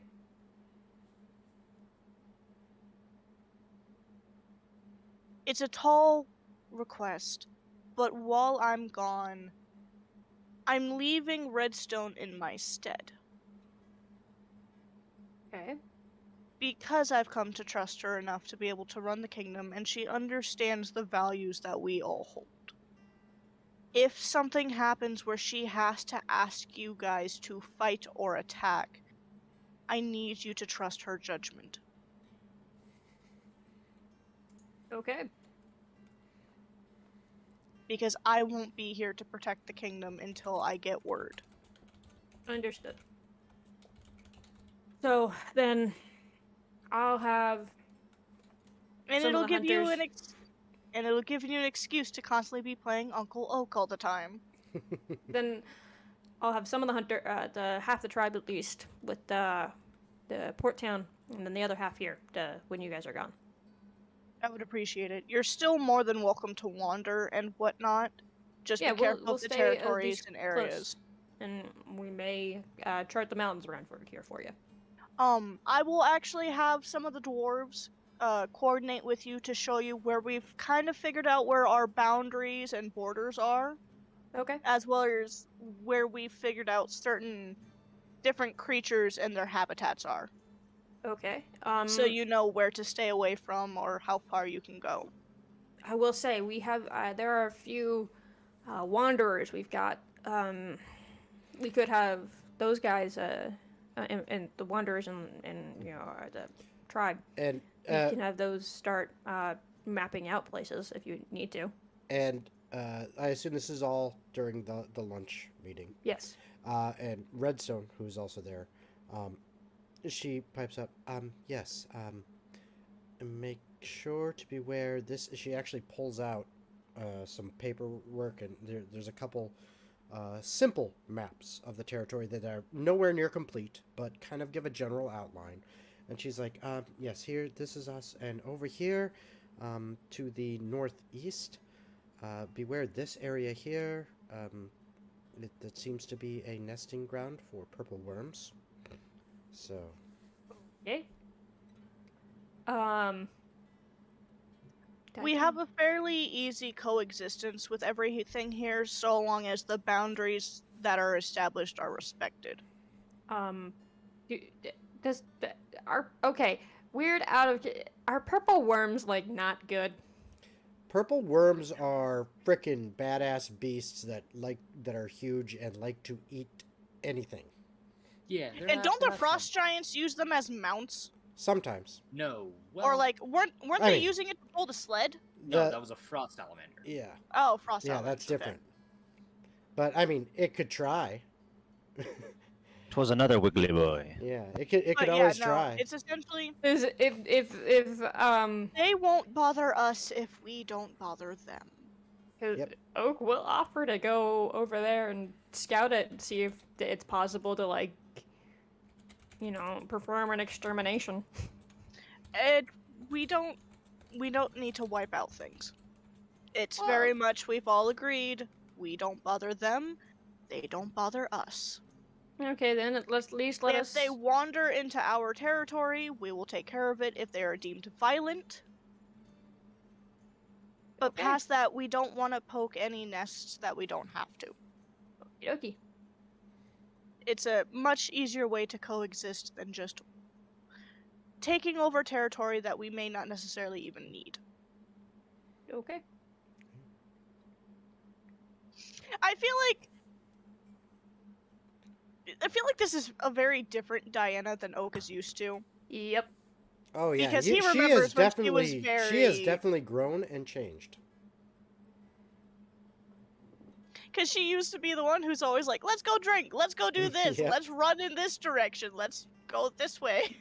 Hey, let's throw a torch into this weird thing that disappears stuff. Oh, there goes Oak. Oh, there goes Oak. All right, so as again, you have a nice long, lunch and great conversation. Get a lot of information and everything. When Oak's tribe eventually takes off, it's getting later into the late afternoon, early evening, and that's when you basically say, hey, let's I just need to walk and see if I can get this child to pop out. You're definitely feeling tired. Your body's going through a lot right now. Yes, get a thumper there, Ang Hammerend. Get a thumper. Yeah, it's definitely putting a toll on you. You get tired more easily. You're feeling, it's about time. I need to lay down and rest. So, and of course, immediately Rogar, from the next room, right there. Yep. Let me prep your bed and everything for you, and make sure it's turned down. And you've never, Diana being very can mothering. proudly say, Diana can proudly say at any point in the future, my pregnancy was never difficult. After it was, but the pregnancy was Yeah. not. Yep. But you all, you head to bed. Everyone does their thing. Jacob, you have found some additional information on design as you've been working with Rasmuth. You've been coming up together with some design ideas. Go ahead and roll a percentile dice for me. Yeah, give me a moment. Let me go grab my dice. All right. They're Well, just, like, right behind me, so, okay. Yep, no problem. This Do I grabbing need of to roll dice. as well? Yes, you do. Okay. This grabbing of dice is brought to you by Critical Hit Gaming Supplies. Check them out. They're our sponsor. They got awesome shit. That's criticalhitgamingsupplies.com. Yoo-hoo! And there it is. there you go. I just put it in the comments, in the chat. So, All right. All right. Percentile die. mm-hmm. Alrighty. Take this. Oh, thanks for the 100 bits, Hard to Hammerhead. Yep. And what'd you get? 16. Nice. And where did you get those dice from, by the way? Are those the Critical Hit Gaming Supply dice? These are not the critical hit Oh! game supply dice. You But see? the Oh, no. tray is- That is. Oh my god. Nice dice tray. You see, if you'd used the dice with the dice tray, you would have got higher than the Probably would've 16. All right, what'd you get, I got a Rasmus? 70. I got a 77. 77. Okay. So, Rasmuth, you have one success, adding to Jacob's one non-success, for a total of 1 of 10 when it comes to the design. That's fair. You will be able to attempt that for every day that you guys work together on design. Oh, another question to add Yes. on to that. Could I have Jeremiah help with that idea too? Jeremiah will allow you to add a D10 to the total of your percent. So what it 2. 2. So you still didn't get high enough to succeed. Yeah, Okay. that's fair. All right. I'm also sending you a picture to just take Excellent. a look at. I know that it's not going to be as massive, but idea. Yes. All right. Okay, so while you guys are doing that, it is now the next day. And Alright. Diana, Real fast. oh, she's not at the computer. I can hear her in the background. So, real quick. Ooh, very Okay. pretty. So, Oh, did you Jacob send the had picture? another idea, right? Yeah, he sent it just to me, though, not to the group. Yeah, I can send it to the group. Yeah, send it to the group. It's a really cool picture. And actually, let me see if I can... If you want to do some Copy. Jacoby stuff for a while, that is more than content. Oh, no, I just wanted to check that because it is... Let's see. There, that should be the link to this picture, chat, in case you want to take a look at it. It's a really cool picture. That is kind of the design that Jacob is looking to build within his pocket dimension to create a wizard academy. But one of the things that Jacob was kind of trying to work on within the year's time, Mm-hmm. is it possible for him to find the spell for Simulacrum? Let's see. What level can you cast right now? You're level For 13? something like I'm that, at 7 Diana's right now. You're at if he 17. ever mentioned it to Diana, she would be willing to help him with any like funding and through Redstone contacts as well to try and find.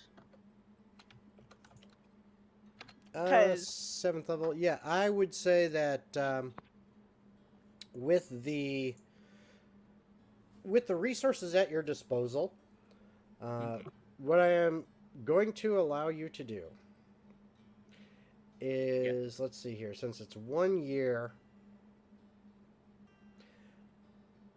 I will allow you to roll 2d20, add them together, and you can learn that many levels of spell to add to your spell book. Oh, damn. That is a lot. Okay, so. Yikes. So I got 17 levels that I can work with. Good to know. Yep, so yeah. So you can do 17 levels of spell. Obviously, nothing above your current casting level, but you can add...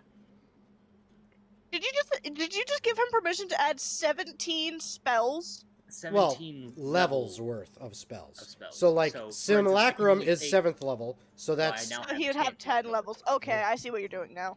So you could technically take like 17 level 1 spells, or... Yeah, I could. Okay, damn. Am I going to do it that way? No. no. That's still a lot, though. It is a lot, but I am Well, going to think about if you think about it, that's how wizards add to their spellbook is through research. Yep. And you've got a year's time, and I mean, there's a lot you guys are planning on doing, but Oh I'm god, sure he's putting in Saloon's- plenty of research time that her I figured that was spell good when enough. she's older. Dear Uh-huh. God. Yeah, she'll have access to a lot. 17 spell slots is ridiculous. Well, it's not slots. No, Nick in the group chat was like, counter offer, just get 17 spell slots. I'm like, No. that's a lot. No, I'll gladly take that. Nope. Yes, you have 17 spell slots and only 17 spell slots. They're all cantrips. They're all cantrips. You know what? That's fine, because I remember how her spell book is built when she's older. Yeah, but the thing is, you don't use spell slots for cantrips, so it's No, actually you don't. limiting them. Well, it depends. You can turn those spell slots the way warlocks do it and just make them cantrips. Oh my god, I Yeah. just figured something out. If you right click on in D&D Beyond on one of the things your number Yeah, modifiers. you can choose advantage or disadvantage. yeah, Or, yeah. that's so cool. Mhm. Yeah, that took me a while to figure out. I thought I was the only one who didn't know it, though, All right, so I didn't say anything. So it is the next day, Diana. Yep, And yep. the next couple days go by. It's very similar until you get word that yes, there are a couple frost giants at the gates. Oh, okay. I can just imagine how that went down. I'm just picturing Diana sitting there doing something with Redstone and a guard coming going, there's like 2 frost giants Mm-hmm. standing outside the walls. What do you want us to do? And Diana's just like, there's what? Yeah, and I'm trying to remember his name. I think it was like Njorn. I think it was something like Yeah, that. it was. actually. I'm pretty sure it was like Njorn, and then it's there's actually him, and there is a female frost giant, Got my spells. and I'm gonna write down his name so I've got it again. All right. I mean, sorcerers kind of have been given 17 spell slots because they have their fucking sorcery points that they can convert into spell slots. Oh, that's true. Okay. So Yep. I was just like, All right. So there's what does that Njorn. awkward eye mean? There's Njorn and a female that he introduces as Arlise. And she's like, I wasn't expecting you to come to the city, but welcome.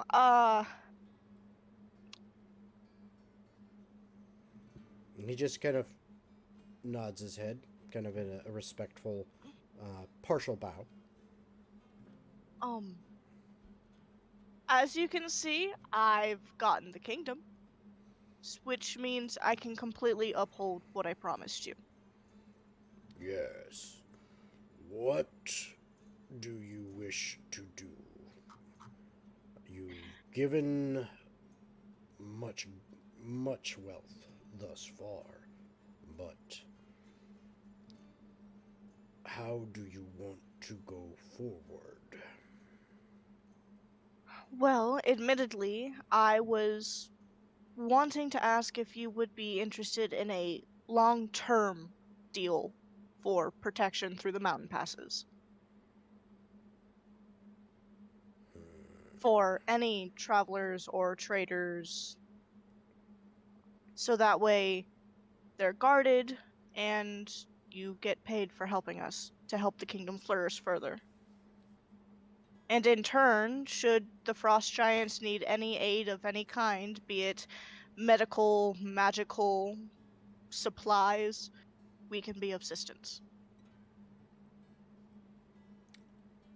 So what do you offer? Time and terms. Help me, because I'm not actually good at this in real life. Hep. And anyone else in the party I can have a assist. 20 charisma and a 16 wisdom. I don't actually have a 20 charisma or a 16 wisdom. Hit me. I don't know. Jacob, Rasmuth, any ideas? Sorry, I was being asked questions. Say one more time. He asked Diana because she offered, said, hey, we would like to make a more long-term arrangement, for you guarding the passes and all that. And he asked for, what kind of time length and terms is she looking at? Jacob will assume that in that conversation, how long do you want this thing to be protected? Is it something like forever by these people, or for like a few years? I was thinking it could just be an alliance between the giants and the kingdom. So then you're looking for a forever contract, not a Essentially. specific time period.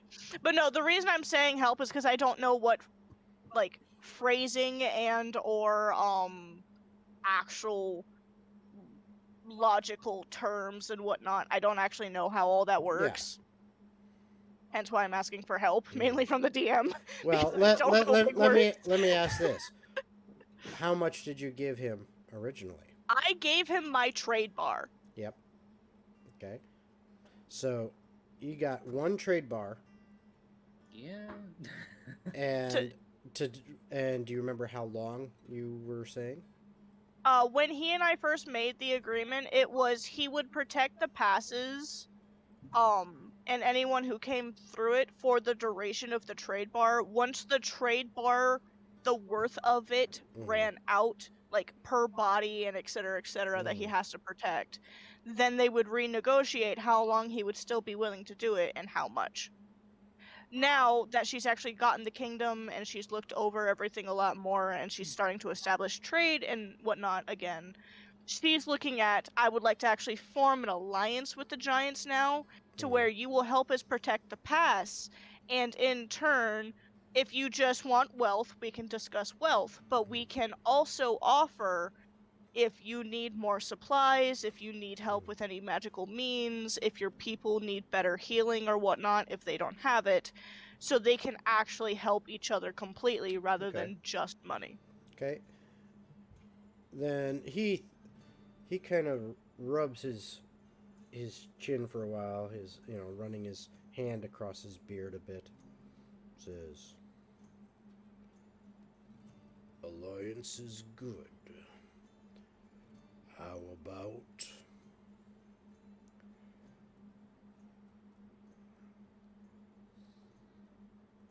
one trade bar per season, or 10 caribou per season?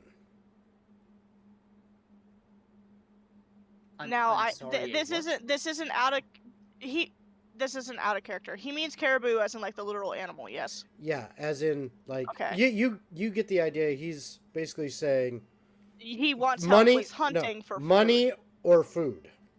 Yeah, okay. Or whatever Now that- combination works best for you. He's kind of Yeah. left that. Now that Unspoken.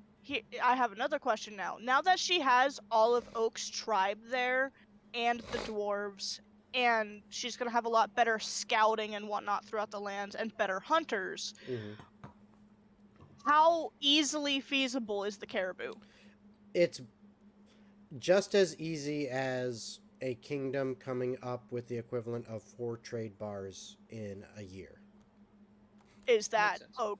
easily plausible? It's if you've established trade, which you are working very hard at doing, you've already got contracts in place for a port city, everything.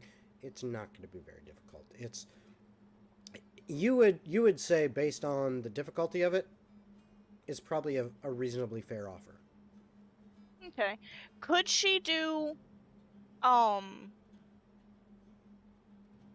could she comfortably offer to do the caribou and then out of good nature to actually still help them because she doesn't know if they have if like the actually can she ask why they want currency, like what do they buy and whatnot that requires them to have the currency? Does that make sense? Yeah, he just, looks at you for a moment and then just kind of pulls back some of the furs that are covering his torso, and you see underneath the furs, as he pulls them off, the armor he's wearing. The armor seems to have highlights of platinum in it, as if he had taken a trade bar, or platinum itself, it had been melted down and used as decoration. So it's not to like strengthen the armor, it's just to make it prettier? No, it is. Okay. It seems like they find it valuable in its aesthetics. Okay. Hang on, I'm waiting for Nick to finish typing. Just I'm a kinda slow typer. Yeah. It's just, okay. Just kind of like gold. Why is What- gold what is it valuable? you're- Because what is of it its you're- aesthetic. Throwing out there. Okay, so what I was gonna say is, I don't know if this would help in your trade or anything like that. But that lower area where we're gonna be clearing out the lumber and everything like that, we can take advantage of the arid climate that's up in that area, because there's a transitional period where there's forest lush green area down by the coast, and then it kind of hits that cooler area before it gets cold. Yeah. There are certain crops that thrive in these certain environments that we can take advantage of, so that way there's another area where you could kind of increase some income and also provide more produce Could for we your do an people. area like that to essentially lure caribous to want to like constantly feed in that area and repopulate in that area to give a like actually controlled hunting grounds? You can try. I mean, it's not unreasonable. That, or you just have an area where it's just off limits. That's wildlife area. Nobody's allowed like to a progress wildlife, to that, so that like they a have wildlife safe area. preserve. Yeah, there you go. Yeah, you could okay. definitely set up a wildlife preserve and, just like prevent hunting in that area in general, which would, animals find that kind of area and they, over time they realize, hey, we're not getting arrows shot at us when we're over here, so we're gonna start hanging out over here more. Yeah, because what we could do is, in theory, certain wildlife refuges and stuff like that, they actually like have certain markings along that path, like, hey, don't go there. Yep. So could she, if she gets that set up, could she do where like she could give them 1 trade bar a year, and then because she'll try to set up the hunting grounds, also do the caribou? So that way they still get food, and then she's still helping at least just keep them happy instead of just killed. I would also offer a But counter offer here. because she's giving them at least 1 trade bar a year, the number of caribou can possibly vary that year because of population and hunting and whatnot. What I was going to say is, in order to ensure that caribou population doesn't diminish from that, and or if there's a bad season on offsprings or something like that, Mm-hmm. have it kind of bounce off where it's like, okay, you have trade bar for this year for one, and it's 15 caribou for the year, Yeah. Well, he only and wanted then 10. I Yeah. understand. Well, 10 So, per But season. yeah. okay, That's 40 and a then year or 4 trade bars a year. okay, Or so then any combination thereof. Yeah. Hence why I'm thinking of combinations, just in case there's not a good Yeah. enough You like don't. offspring season Yeah, you or don't. not a Yeah. really good No, you trade see, you season. don't. That's what I You was don't. trying to get at. You don't have to. Say it's any combination thereof. If it's like, oh, hey, we're short on caribou, we can supplement with trade bar. Okay. Yeah. Yeah, she'd like to set up a deal like that so that way yeah. they're still always taken care of and she can still always help with like their aesthetic and whatnot. Yeah. I was also just trying to think of trying to save the caribou population from just being destroyed. Oh yeah. Yeah. Yeah, hence, Well, hence the controlled hunting Yeah, grounds. and- That's why I was thinking, could we do it that way? So that way because she doesn't want to run things into possible extinction. Yeah, so. You figure that's not going to be a problem. Okay. This is a fairly large area, And and how large is the fucking tribe? they're 'Cause giants. it's only going They're to get bigger. Look, they're giants. Yeah, but it's also a They lot don't bring. easier Yeah, they're giants. if we you have know, a 10 controlled hunting. 10 caribou for basically 3 months, or like about the months are shorter here. The way the days go, 3 months is actually about 60 days or Okay. so. So for 60 days, 10 caribou. That's like 1 caribou every 6 days. That's a fucking snack for Yeah. for a tribe of frost giants. So they're really not asking for a lot. no. Okay, I wasn't sure. I was Yeah. just It's just And if one of we those have things. them- Yeah, one of those things to make sure that they've got something. If if it's lean times, at least they know they've got a little bit. And this that's why I is was also just caveating for, the fact of having crops. So Yeah. yeah. they also have some other source of nourishment.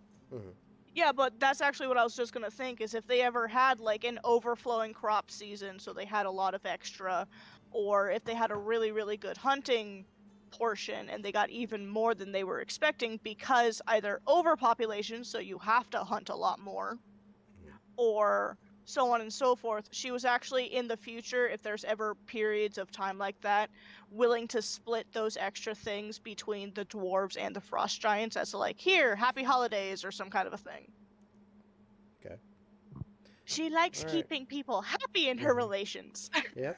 So yeah, he Njorn happily accepts those terms, and he's got a big smile on his face, and he kind of nods, and Arlise is also looking at him, looking back at you, and she's smiling as well, and they both kind of nod, and he's like, okay, a deal is struck.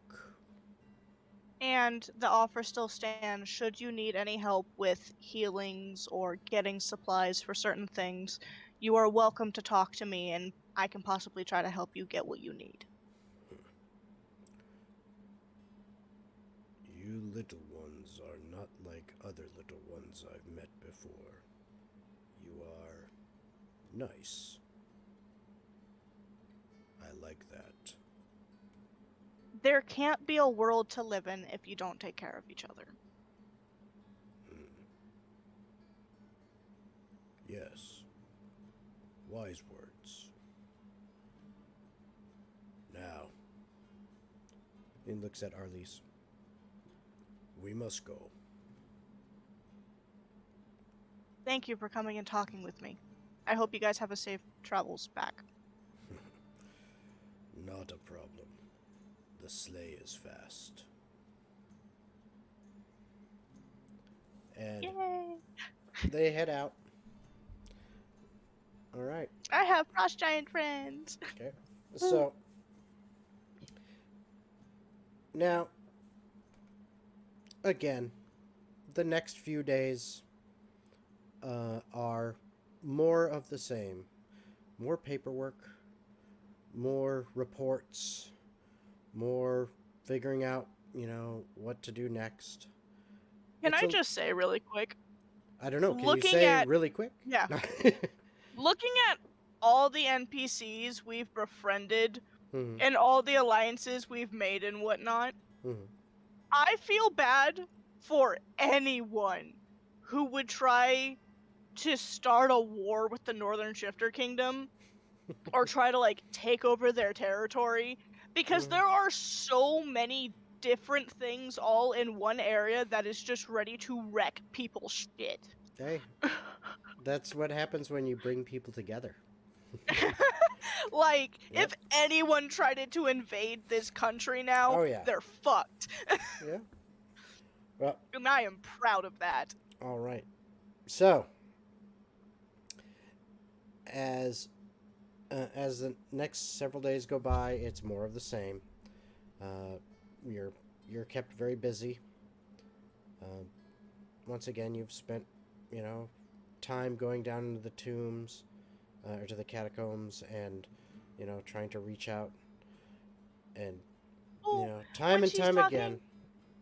Hold on. Would there ever be a time where, like, if she went back that day to talk to Aruna/Saloon, sort of, and she explained how she's been able to broker alliance with the Frost Giants and maintain, like, good boundaries and whatnot with all the races that are in the areas that are living there now, Mhm. would there be any, like, happy flares of emotion? Would there be, like, happy contentness coming from Once the deity family? once again, you feel the presence is there. You're not sure if it's happiness, but it just seems like every time you come down here and attempt to speak with Aruna/Saloon, again, however you want to call it, those troubles flow away, and you feel better. It's always it's always like a positive experience at doing it, and whether that's just because of unburdening yourself, or you think that they are Arun is pleased with you and what you're doing, you're not exactly sure, but it still is comforting. Immediately, I need to find Jacob. Well, hold on. I was going to mention something. Sorry, I just thought of something. It's like, this is a Jacob question. Yeah, well, I just mentioned something. This would actually be, this will actually happen later because of what happened. So, but at this time, this is like I said, this is like almost a week after the Frost Giant talk. Sometime when you're down in the tombs, you're again unburdening yourself, and I need you to roll a wisdom check with or wisdom save with advantage.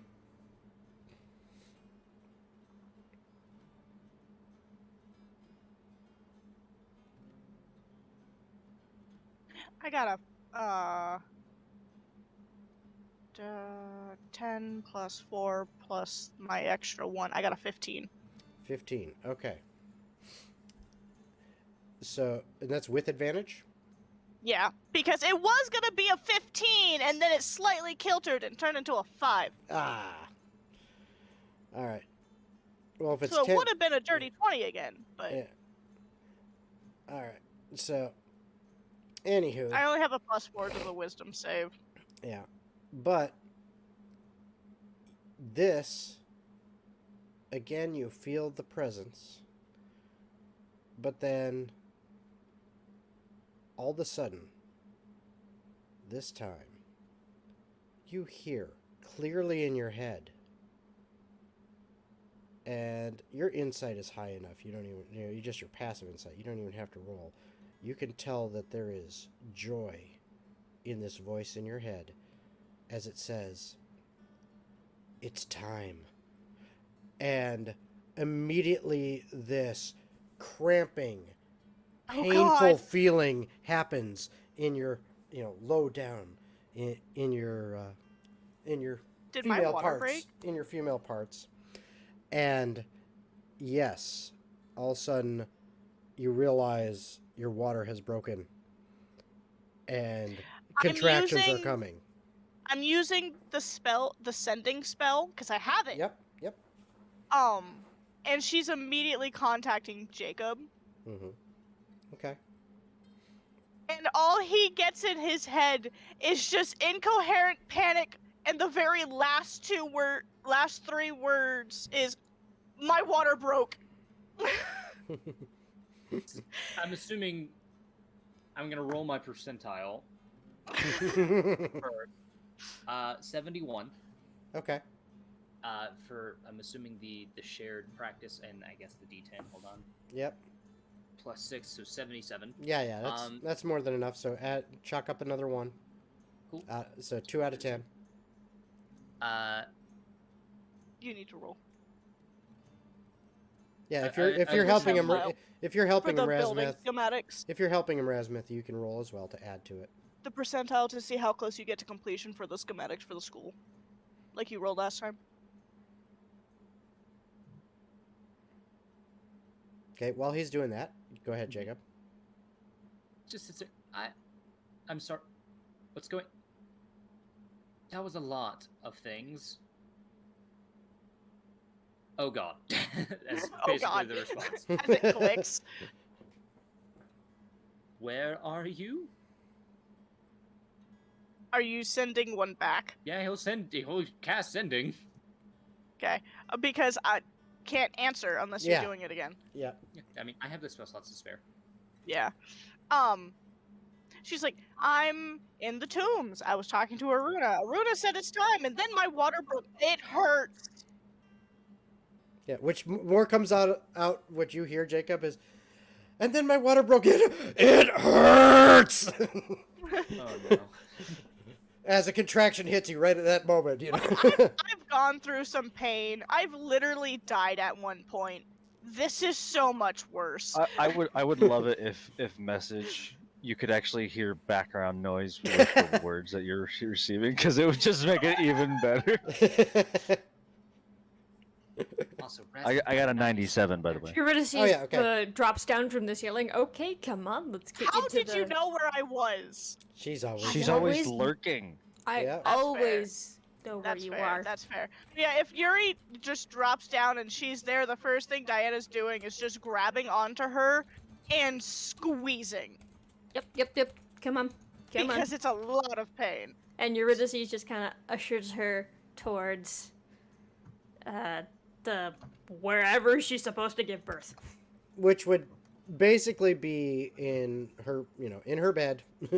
Yeah. That's kind of how it was done. In her bedroom, because technically, giving birth laying down is worse for you, and it prolongs contractions and the birthing process. Mm-hmm. Well, as you come up into the bed chambers, Rogar is there, and he's like, I knew it would be time. And he is already like propping up like a pillow structure in the bed, and to basically make it like like a chair set up, so you're kind of sitting in it. And he says, I've been working on this. Rogar, you do realize that if she gives it is I can only do this this one time. And he says, if you get up there, and then he can do 2 mage hands to basically hold your legs like stirrups. one Wow. Now, No, this needs a little two- more context, okay? Rogar. It is easier to give birth standing up because laying down, one, it prolongs the birthing process and it makes In it the hurt middle more. of them arguing, all you hear from Diana is, I don't give a fuck, get this out of me! Okay, you're standing over here. Preceded Eurydice by- has a setup. Yeah, Over like somewhere. preceded by the hand she has on Eurydice's, There is a birthing Where stool. where her hand is, turns into solid ice. Yep. Eurydice is just kind of just like, yep, this is my life now. Yep, ice hand. Jacob, only knowing the last location, which was the tombs, has teleported to the tombs. And it's To not be noble. fair, I You know, imagine he you would would've have gotten there. You would have got there and Eurydice and Diana would have still been there by the time you got there because it would have been quick. I mean, it's teleport, That's right. And they can't exactly rush out because she's waddling in pain at the moment. Yeah. Waddle, waddle, waddle. Yeah, keep so- on waddling. So yeah, you went with them up to the bed chambers. Rasmuth, if you're going to assist in any way, you can be there as well. I don't really know how I'm gonna be of much That's fair. assistance here. But Alright. What do you need? Do you to have dispel magic? Here, let me double. Because if you do, you may want to stay in the room. yeah, I have detect magic. Damn. yeah, that's pretty good. Eurydice is gonna ask Diana. I Do you have know a how to fire use calm shield. emotions to make communicating a little easier? Do I have calm emotions, actually? I Hang on. do. No, Eurydice is asking you. Yeah, Admittedly, while it would calm her emotional state down, it wouldn't stop the pain in Oh, of no. itself. no, No, What I it can wouldn't, but do- it would at least Stop make it them a magical a outbursts little either. easier for you to communicate. Mhm. Now, what I can do That's fair. is So Rasmus can Eurydice stand in the will cast room, calm emotions. and I can choose up to 3 additional targets, and I can give you heroism, and I can cast bravery upon you. You got this! I believe in you! It Eurydice gives you can 4 also- temporary hit points. You know, I Eurydice may can also actually use need You may it need depending those. on You how might the need birth those. goes. You might need those. Yeah. Okay, Now, I'm as giving myself 4 as- temp points and seeing what yeah, happens. as word has kind of spread that The queen is the, in labor. The queen's in labor. It isn't too long before Celia actually shows up, and she looks at Rogar and Eurydice, who are both still kind of trying to vie for who's in control. Well, no, Eurydice has taken over. Oh, yeah, It doesn't but matter what Rogar says. He's not a lady. We're No. doing the birthing stool. And that's fine, but I'm saying as far as you're still trying to vie for, who's got this. Yeah.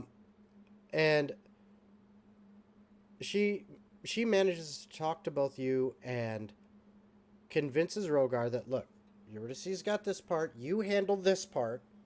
You come behind Diana here, let Eurydice do this, handle all this. You come here and give her support, blah, blah, blah. And I'm going to help with the pain. As she goes into a pouch on her hip that looks like it is just weaved out of vines and leaves, opens it up, and pulls out a small vial.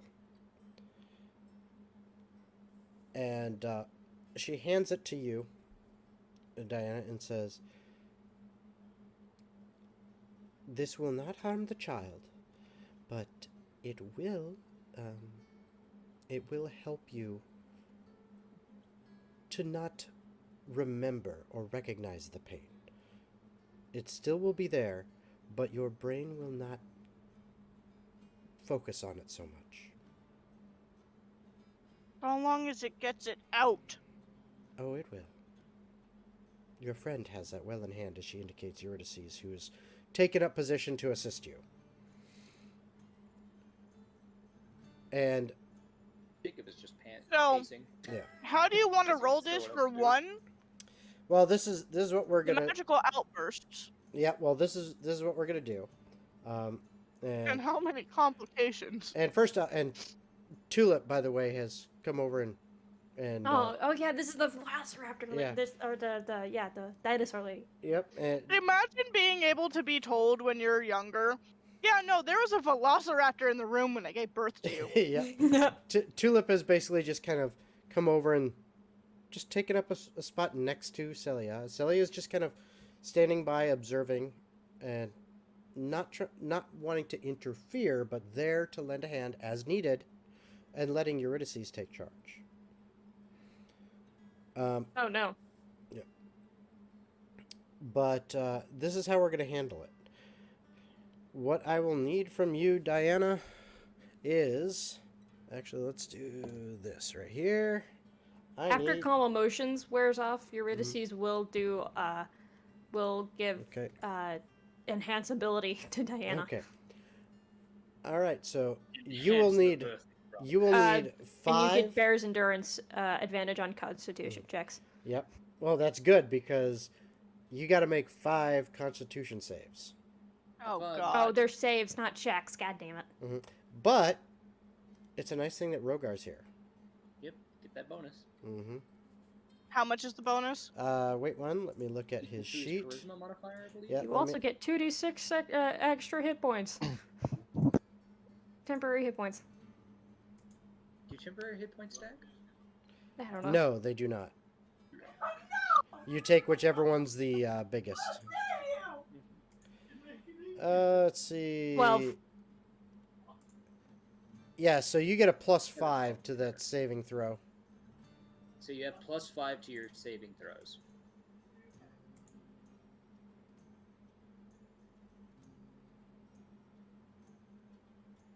The first one's a 13. Okay. As you feel this intense pain, the concoction that Celia has given you hasn't kicked in just yet. And so you feel No. a lot of pain. And you take 10 points. You also of- get 12 temporary hit I points. added it. Yeah. Okay. But you take 10 points of damage due to just the strain and the effort and what's happening to your body. And as Diana is just kind of trying to breathe through this, you see the pain on her face, and Eurydice, you being right there near Diana, I need you to make a acrobatics check. Oh god. Does Jacob see a spell effect going on? Hold on one moment.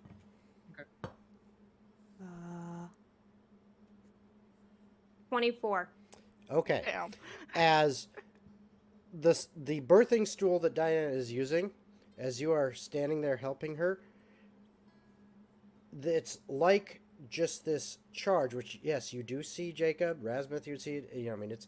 It's like almost like blue arcs of energy kind of come from Diana, go down the stool, and for just like about a 5-foot radius around her and the stool, which is right where Eurydice is standing, ice forms on the ground, like just a sheet of ice.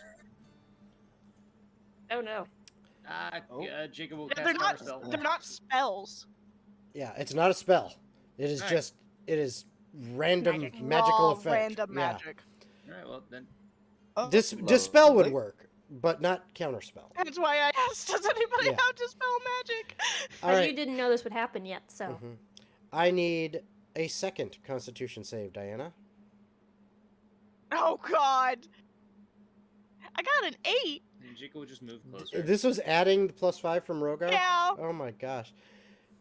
Yes, you take another. I have a +0 to my con modifier. You take another 9 points of damage from this, and it is just feeling bad. The pain itself, you're not registering it quite as much in your mind. It seems like the concoction is working, but it is hurting you. It's like it's your mind isn't registering it as much, but your body is taking the brunt of this effect.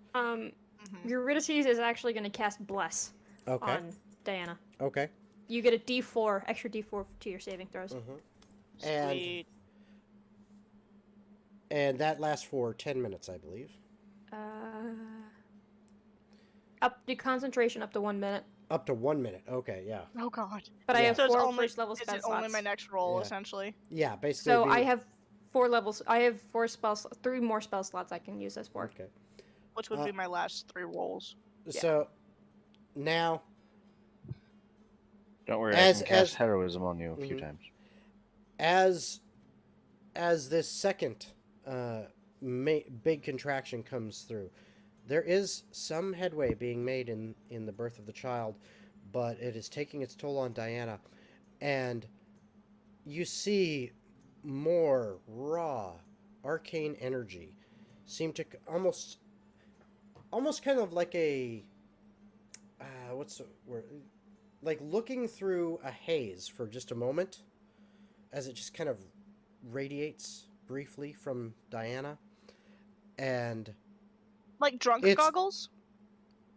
well, yeah, for just a moment. Like no, like looking through, like if you're in a desert and you're looking through those heat waves. Oh, yeah, I see what you're talking about. It, Okay. It's like that, but it's like radiating out from Diana as a source, out about 10 feet or so diameter for just a little bit. And then it kind of turns into a light dusting of snow that falls around. I now need a third Constitution save. And this time you do have Bless and the +5 from Rogar.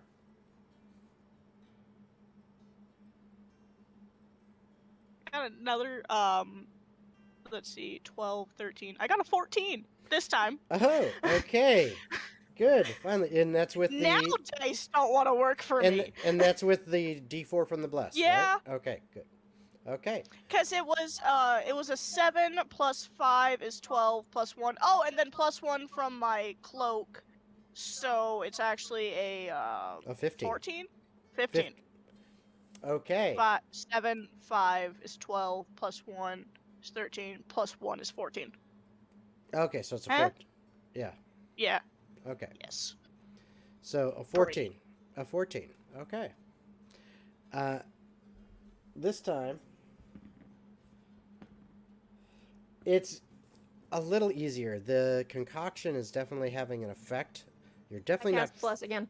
You're definitely not feeling the pain, but it's still hurting you some. You take 7 more points of damage. And Eurydice, you are starting to see the head of this child is now coming out. And the temperature in the room, the entire room, seems to drop a good 10 degrees in an instant. And I need another Constitution save, Diana. And yes, you do have Bless because Eurydice cast it again. I'm casting heroism. You get an additional 4 points of health. 4 temporary Nine- HP. Okay, let Yeah. me math. 8. So 8, 9. 9 plus 19 is 28 this time. You got a 28 this time. Yes. Damn. I got a 19 on the die, Okay. and then I have the +1 from the cloak, the 3 from Yep. the 4, and then the Yep. 5. Yep, nice. Okay, so this you actually did so well that what happens now is you don't feel any pain. What you feel is just this energy kind of billowing out from you. Eurydice, it's almost as if the child is like, I'm free! As I'm free! as it slides out into your hands. Yeah. And at the same time that happens, the Ew, it looks like an alien. the entire floor, I need everyone to make acrobatics checks. Acrobatics. Am I? No, you're in this chair on this stool. Like you I got a 5. So, so 20. it's just an acrobatics check? Yep, just an acrobatics check. Alright. Actually rolled pretty well. 21. Oh wow. Okay. Aspen got a 5. Hold on. I gotta check. Wait, aren't for- you not? Oh, you are in the Oh, room. yeah. I am in the room. That's why I asked if you want me to cast enlarge and reduce. Yep. I Okay. don't think it would actually work that way. Yeah. I think it would also enlarge the child. So I don't want to try. I Yep. don't want to find out. Yeah. That's not something you want to experiment at. Yeah. All right. So anyway, I so quickly Rasmith. hand- What's the name Rasmith. of the lady Hold on. that Celia? Yeah, Okay. I'm gonna hand the baby to her. Okay. So Razmith, and Rogar Oh boy. fall on their asses. You don't take any real damage, but you slip and fall as when the baby comes out, it's like a wave, a pulse of just sheer cold energy just emanates out. The entire I love room, sorcerers, man. the entire room, wall, floor to ceiling, walls, everything is now covered in a layer of frost. And Ew. you hear the child crying, and as Eurydice hands the child to Celia, Celia takes it, finishes it out, the necessities, cutting the cord, all that stuff. Yep. Wraps it up, and you hear the cries of your child, Jacob and Diana. As Celia walks over to you, Diana, places the child in your arm, and says, I guess I was At this wrong. point, Eurydice would have helped her to get into bed and stuff. Yeah, it's like, I guess I was wrong. It's a daughter.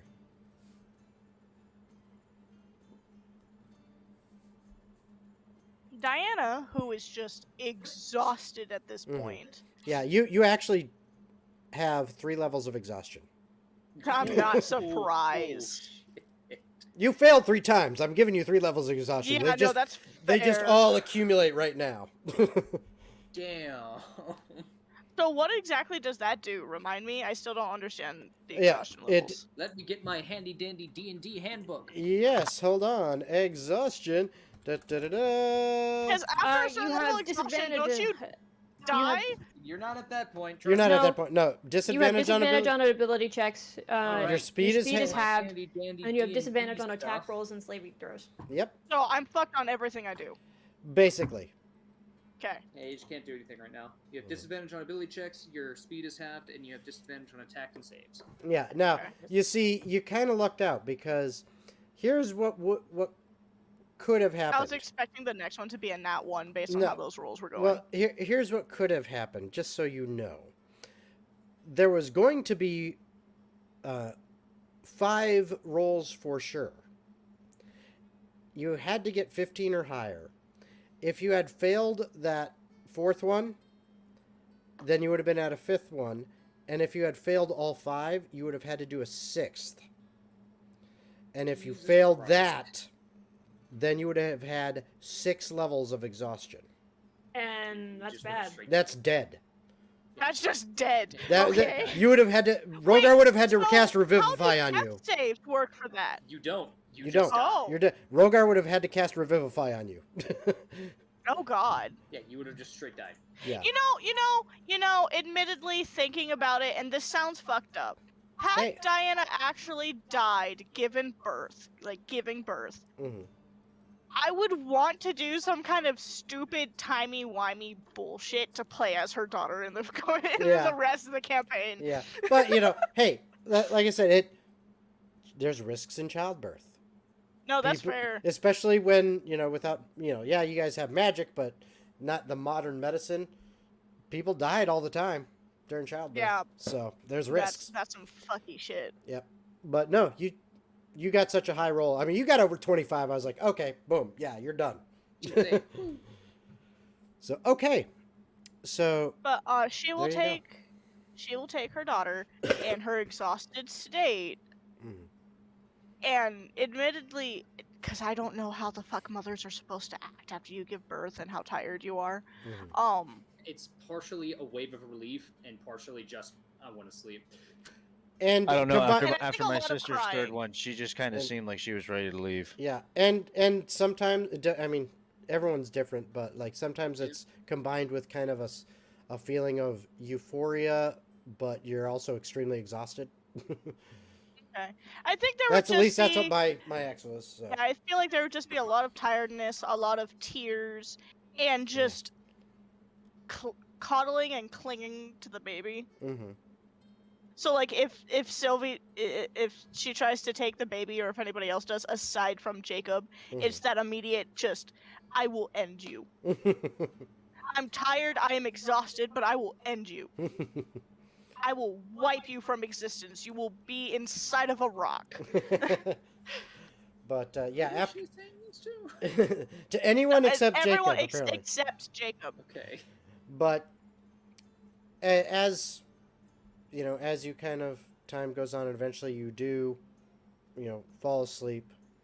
The room eventually, the frost and all that just kind of melts away and eventually dries up.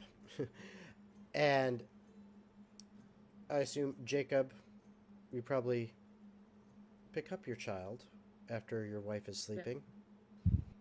Just kind of hold her for a few moments. Okay.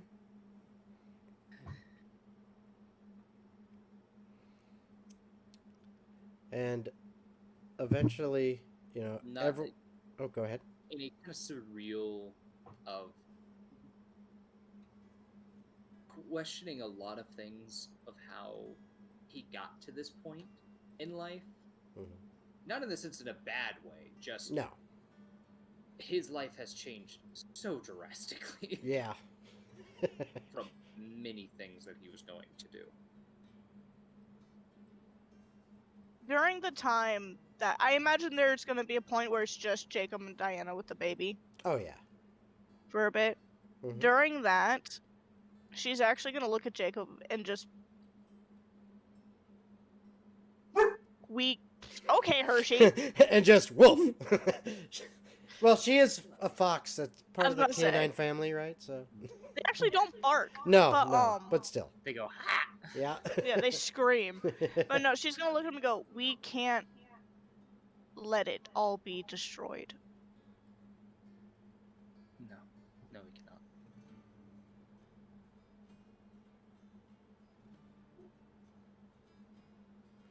We have to destroy them. Absolutely.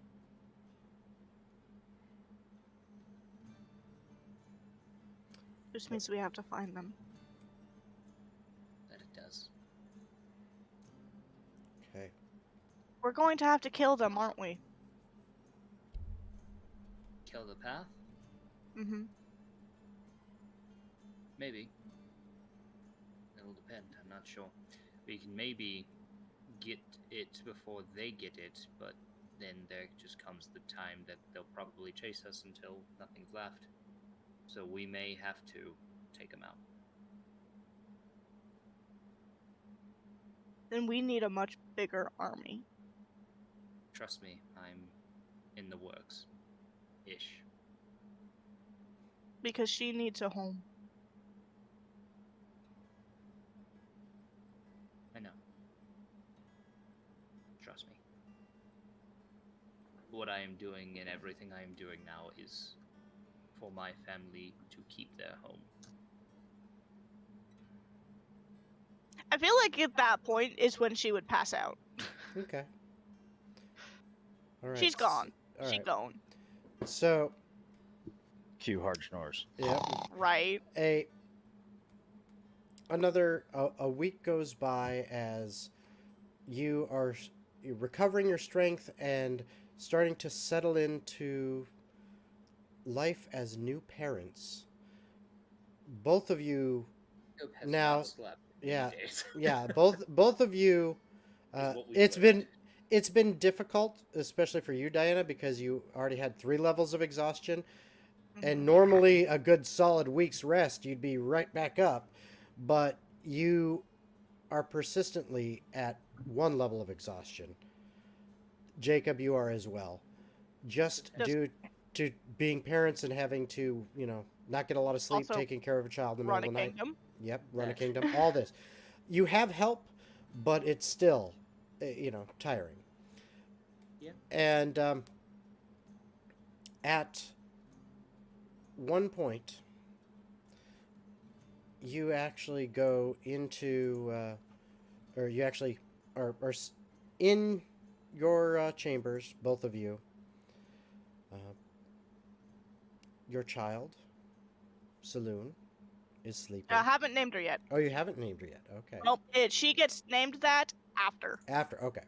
The child. But your child is sleeping, And you hear a very quiet knock at the door. No, nothing major, just simple, quiet knock. And when you you go to answer it, you see Gwen, Lady Redstone,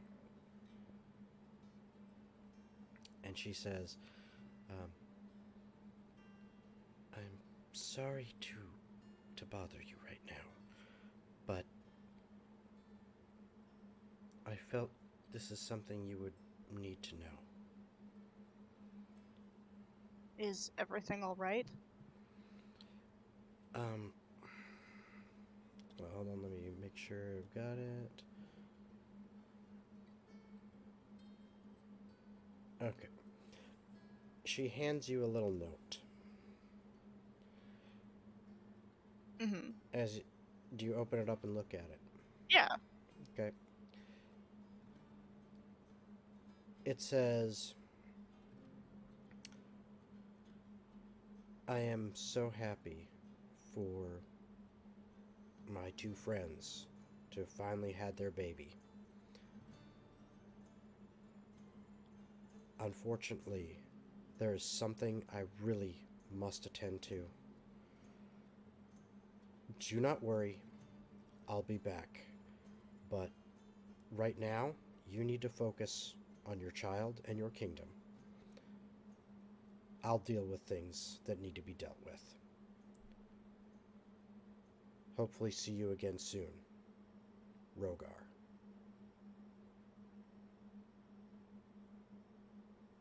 He left? Apparently he did. None of the guards saw him, or... I didn't want to disturb you so soon. It has been 2 days. I have asked everyone. Nobody saw him leave. Right. Thank you for bringing me this. And Just ensure that the room is always kept up, just in case. And see if you can get anyone to possibly last sightings or something, even outside of even in the other cities and whatnot. I shall do that indeed.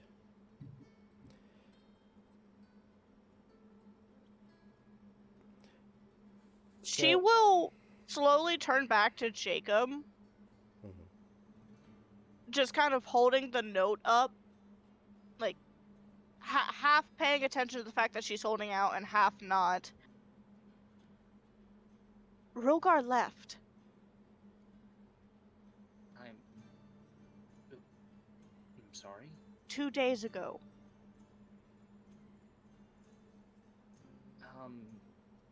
Jacob will attempt to send Rogar a message. Okay, so you're gonna attempt sending?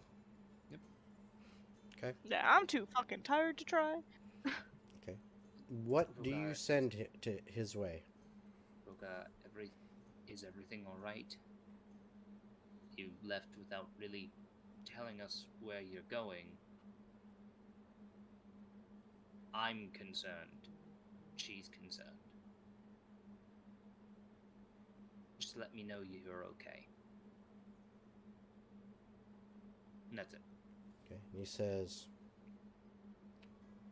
you get a response back. Well, he's not dead. Focus on your child now. I've got this. Look after my things, please.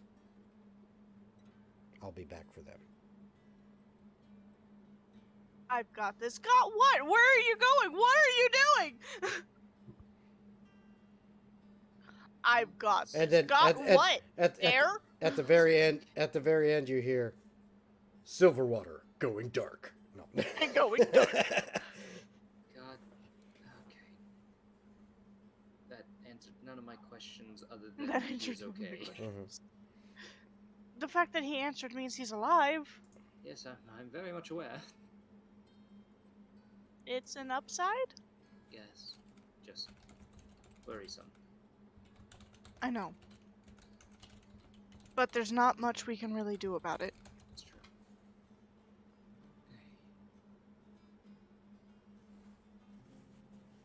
In the time of Jacob just kind of relaxing and having to spend time with Saloon and Diana, he's going to just occasionally touch into the research. Not much, just kind of maybe once out of this time. I feel like every single time you go near that research, it's just a constant. Really? You're doing this now? So, You're not going to sleep, you're not going to eat, you're just going to help take care of the child and then go back to your research. Not take care of yourself. I didn't say that. That's kind of what he gets every time. She's not stopping him, it's more like, you need sleep too. No, she's just being passive aggressive as shit about it. Eurydice would make sure at least a couple nights they were able to get a full night's sleep and try to take care of the baby. Oh, I appreciate that. Flat 50. Okay. That is enough. Razmith can also roll again if he is assisting you. I would assume he is doing this on his own because again, this isn't the time period. Okay, so Diana. then just add one more, so you're at 4 out of 10. Gotcha.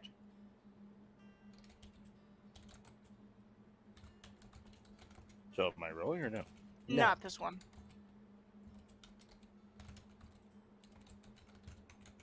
Good.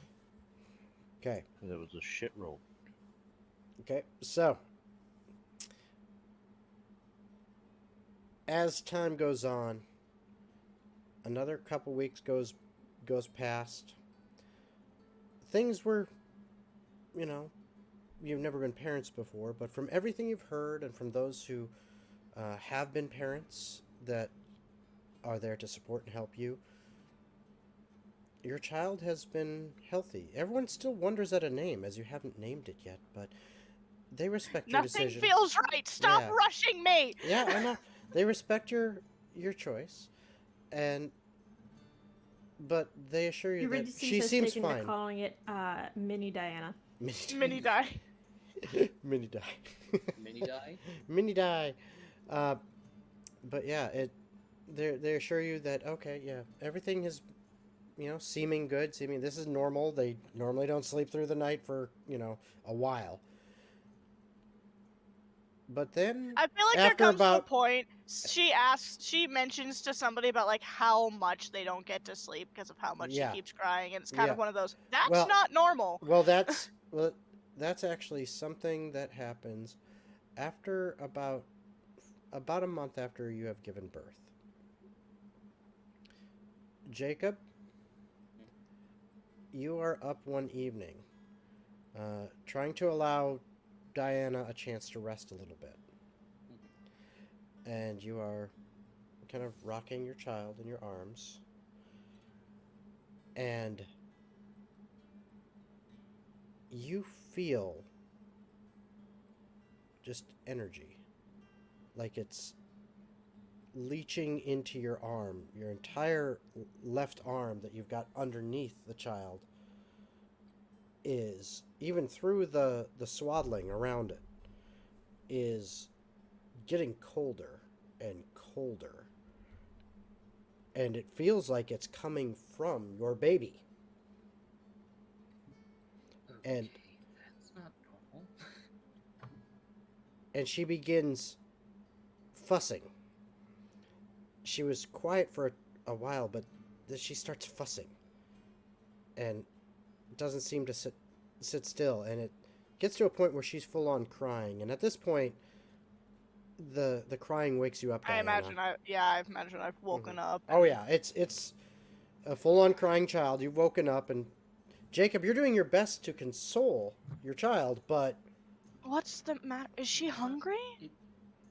It's cold. I don't know what's going on. What do you mean? If she's cold, put another blanket around her. No, yeah, but feel her. She's already covered in blankets. when Diana grabs her, does she feel Oh, how yes. cold she Oh, is? yes.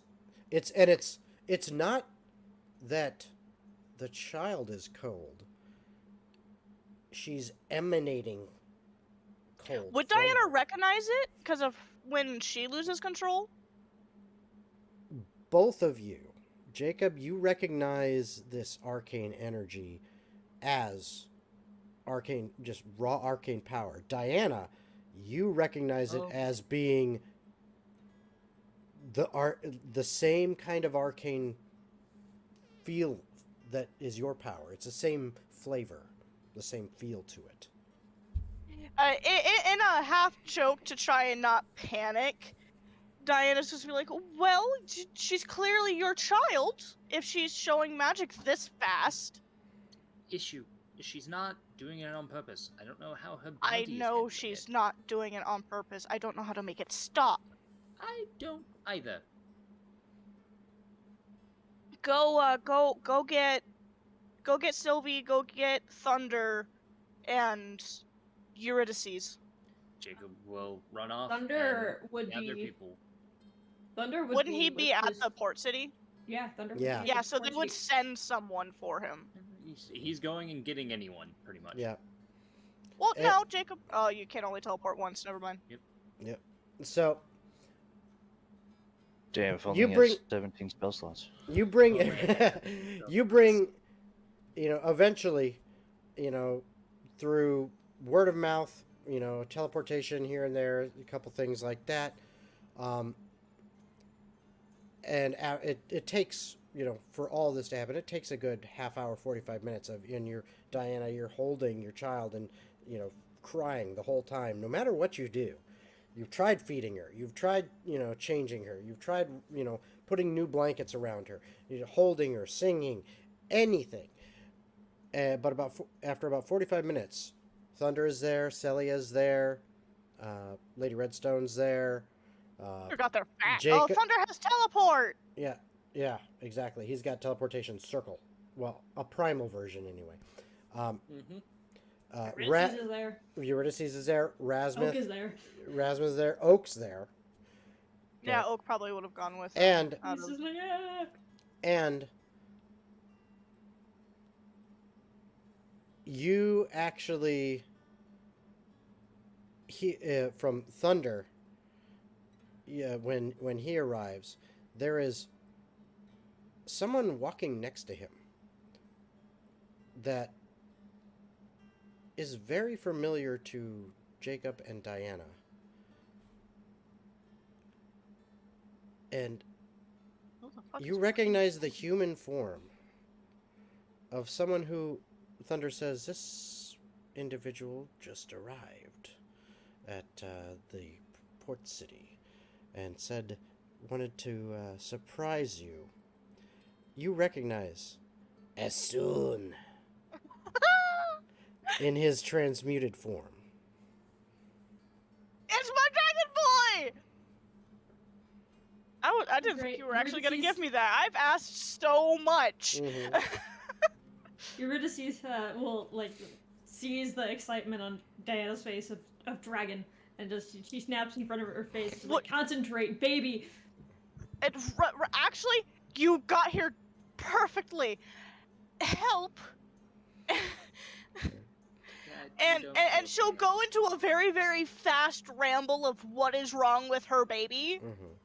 to Soon, And in the off chance hope that maybe the ancient dragon knows what's Mhm. happening.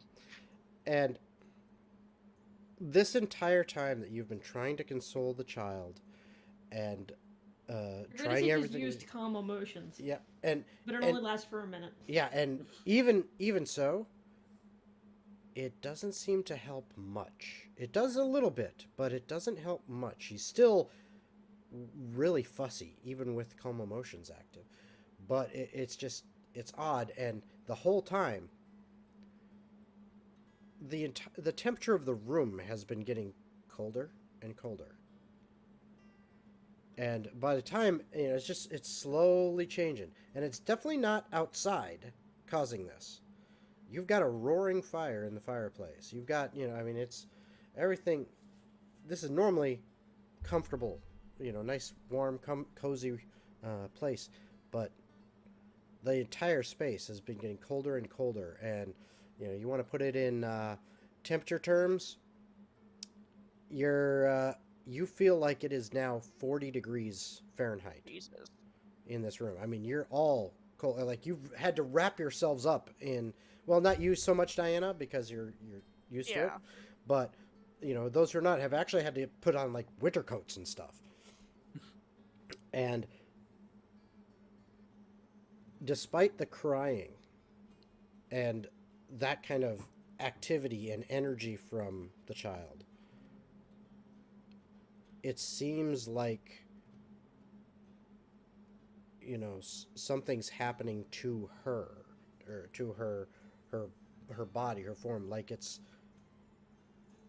like almost like it's being absorbed into something, like like she's like her life force is being sucked away into something else. You know what? For that analogy, Diana would start panicking and turn to Eurydice and go, "Is he doing this?" Who? Oh, Because of, sucking out Yeah. life energy. Yep. Can Eurydice do something to Give me an Arcana check. Or well, let's see. Well, actually, Arcana or religion, either one. I'll either way it's I +2. will make Okay. an Arcana. 19. Okay. Well, you could, Jacob, but this is not Yeah. something that you would That's fair. really recognize. Eurydice, as you kind of try to search the arcane energy, you don't feel any hint of the familiarity of the power from Fraz. It doesn't feel like that at all. Well, even so, Eurydice is gonna just panically use her channel divinity to do Twilight Sanctuary. Okay. in the I mean, room. that's fair. That's a valid Okay. response. Yep, and you find yourselves now protected under this dome of power that Eurydice has channeled from Tenebris. 30-foot radius filled Yeah. with dim light. Yep, and it's boom all around. I mean, It only basically lasts for 1 minute though. Yeah, but basically everyone is boom inside this because it's a big space. It's basically the entire room. Now that Diana knows that it's a magical something trying to siphon this, can she try? Because does she realize the magical energy is Radiating. Thank you. Mhm. Is it in the sense of like it is only something seems like it's taking it from her, or does it seem like there's just so much, or she can't stop it, I'm gonna say or could soon pick that up? you're gonna have 2 rolls here. Okay. The first roll is going to be Arcana at disadvantage. Mm-hmm.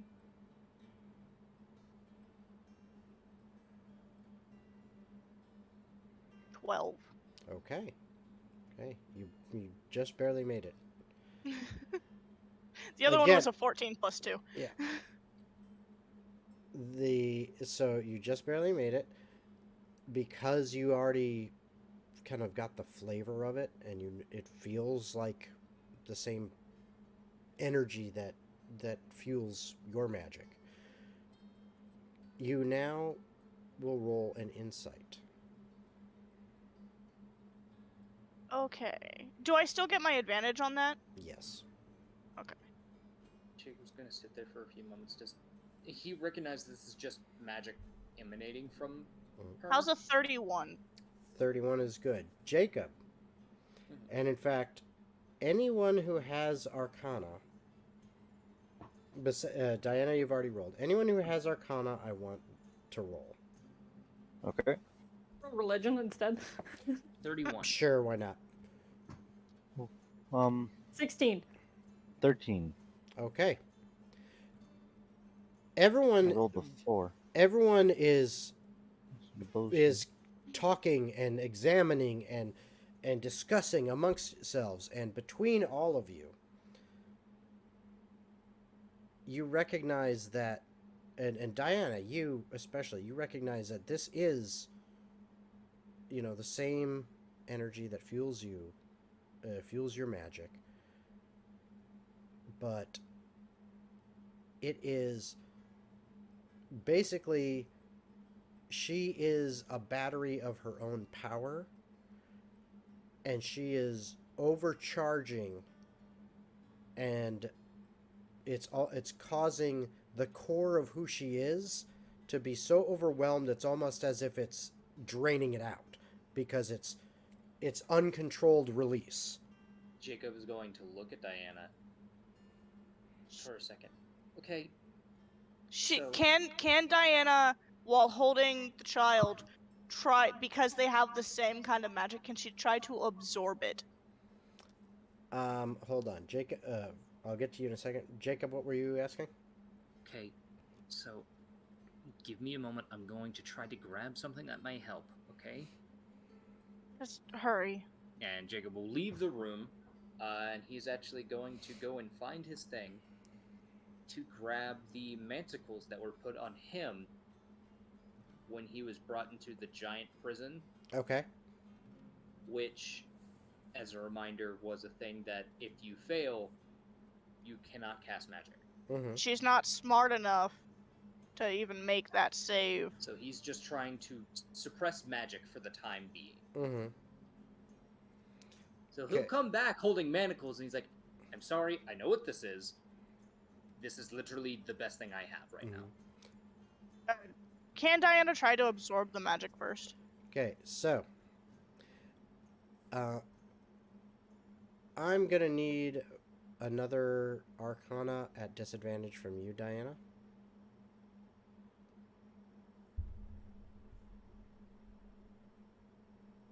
I got a nat 1. Yeah, it's. How It's badly did that just fuck me? Well, Actually, it you're hurted. back. You're back to 3 levels of exhaustion. Ooh. Cool. You didn't take any physical damage, but the sheer effort to try to do it just wiped you out. Jacob, as you put these manacles on, this entire time the temperature is getting colder still, slowly but steadily. But you put these manacles on, you don't really sense any change. Yes, Oh okay. god. Soon steps up and says, "May I see the child?" You know what? Diana will just immediately roll with that because her brain's going, he's a fire dragon. He can keep her warm. And he takes her in his arms, holds her up against his chest, and you see him close his eyes, and he, without transforming into his normal form, you can still almost feel the fire building in his belly, as if he was going to breathe fire, but just, got the process roiling inside him. Everyone around him can feel the heat emanating off him. It's much warmer. But only when you are behind him. Because as you come around to the front, where he's holding the child, it's as cold? It's as if the cold Never bothered you. is just blocking out the heat going that direction. And that he, after a good solid minute of trying this, and then holding the child up, looking at it, studying your child. He hands her back and he says, "This is beyond me, beyond magic of this realm."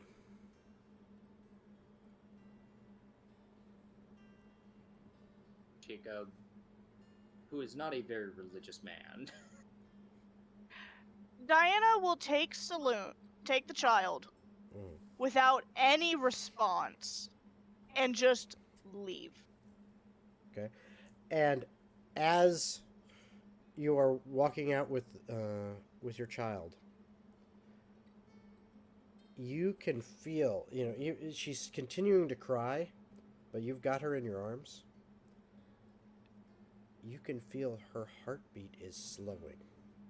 And that will proceed her to walk faster, almost as much as she can, and go to the tombs. I mean, Eurydice Jacob is is not letting her following. walk alone.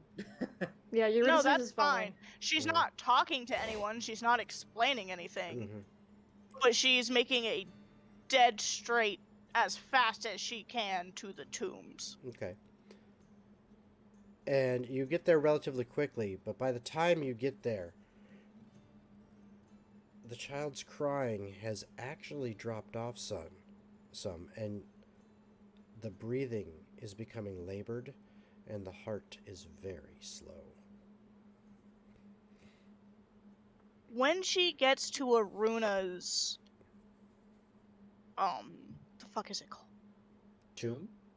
Yeah, that tomb, room, casket, thing. Sarcophagus.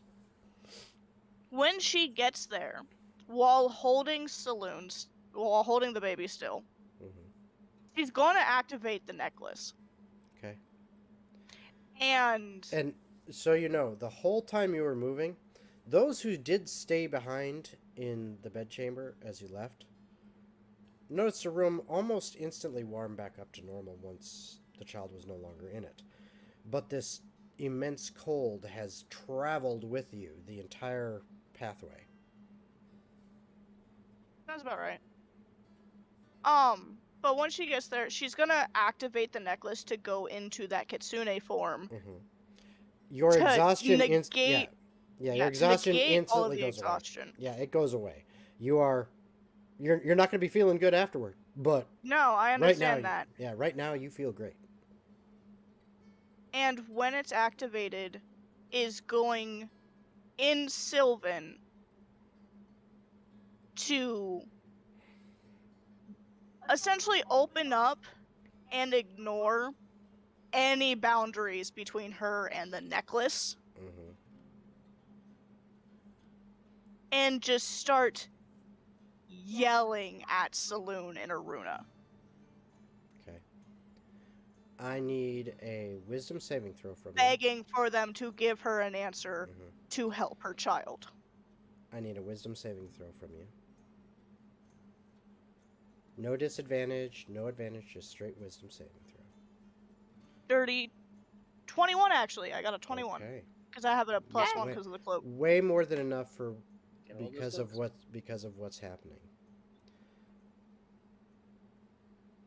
Everyone who is there, which I know Jacob and Eurydice are there. Rasmuth, did you run down with them as well? I did not. I stayed in the room. Everybody Okay. else was just kind of going off. So I mean, Okay. all while that's happening, Jacob is just making a very silent prayer. Not a godly person, just asking something to help. Mm-hmm. And both you and Eurydice see Diana's form change into the kitsune as she activates the necklace around So her. who's terrified of her? Yeah, right? No, yeah, Eurydice is also praying to Tetris to help Yep. as well. And for some reason, I'm good. neither of you are afraid at this point. Sorry. But I'm sending you another message super quick, by the Okay. way. okay. As long as you live, you sound like you're. Yeah, I know, right? Mhm. Don't know. And waiting on the message. While we're waiting, this message brought to Right. you by Brought to you Critical by Hit Gaming Critical Supplies. Supplies. Another shameless plug for our sponsor. All your dice bags, dice trays, Because I'm just imagining Diana standing there, yelling at them both that she has done so much for them and has gone through so much and has had to put up with the world and everything in it for so long. The one good thing she had was her child, Mm-hmm. and if they do not help her keep her baby alive and safe, she will do everything in her power to make sure they have no domain left to Mhm. call their own. Damn. Let me just All right. threaten gods. So Jacob and Eurydice. Like, she will start a war with a deity to keep her baby safe. So Jacob and Eurydice, as I said, you see Diana shift into this kitsune form. And she is basically shouting at the gods. Then you actually notice it first, Eurydice. Hmm.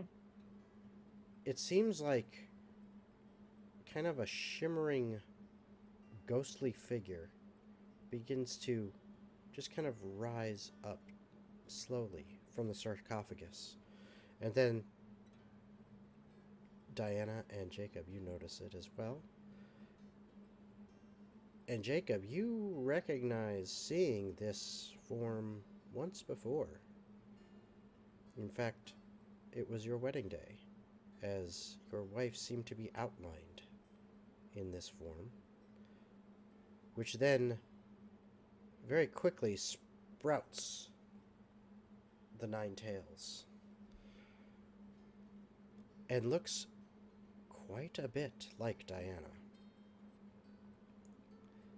As it looks at her, you all hear this voice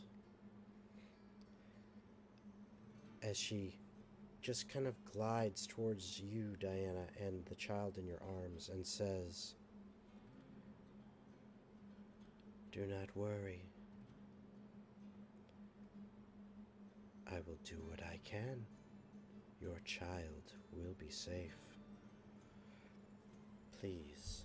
And she extends her arms, incorporeal though they might be, towards you.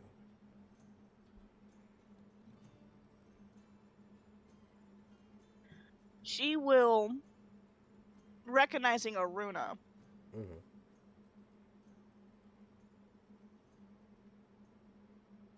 she will actually hesitate for a moment just because of the, one, wasn't expecting that, Mm-hmm. and secondly, is concerned if she hands her child over, her child's gonna fall. But after that That's fair. slight half second of hesitation, Mm-hmm. she will extend the child out and through the panic, I will not lose her, even if it means I have to give up everything. And you see the spirit form of Runa nod. And surprisingly, her incorporeal hands support the child's weight as if they were of solid flesh and normal, able to hold, anything just like you do. And she holds the child up above her head and looks up and says, "I need you now. This child needs you." And a white, pure, like moonlit beam of light shoots down right between you, Aruna, and your upraised child. And in that light, another form stands. If you've got religion, you can roll it. Diana, you don't need to. You recognize her immediately. I have a feeling I know what just happened. Mm-hmm. Neat. 16. Okay. I have a Eurydice. plus 10 to religion, surprisingly for not being Yeah, religious. Eurydice, if you want to roll it as well, you can. 12. 12. It's good enough. You only needed a 10. So you are staring at a goddess. This is Saloon herself. Her back is currently towards Diana as she is facing Aruna, holding this child aloft. The spirit form of Aruna brings the child down in front of Saloon, who leans down and gives her a kiss on the forehead. And you hear just the sweetest voice. It's lyrical, it is melodic, as she says, "Oh, little child, you are too strong for your own good. You will get stronger in time, too. And you must learn to control it. But now, my seal will keep you safe until you are ready." And then she turns and looks at you, Diana, and over to you, Jacob, and glances at Eurydice for a moment. And then back to Diana as she says, "She will grow into her power, but not yet. Continue your faith. I do see you." And then, as bright as this beam of moonlight was, it winks out in an instant, and that removal of that light is almost like the entire room went black for a second as your eyes adjust, and she is not there anymore. But Aruna still stands there with your child in her arms and floats over towards you, Diana, as she passes your child back to you. And when you hold her in your arms, her eyes are open, they are bright, there is a smile on her face, her breathing is steady and her pulse is strong. And Aruna slips backwards into her sarcophagus and seems to just fade away into it.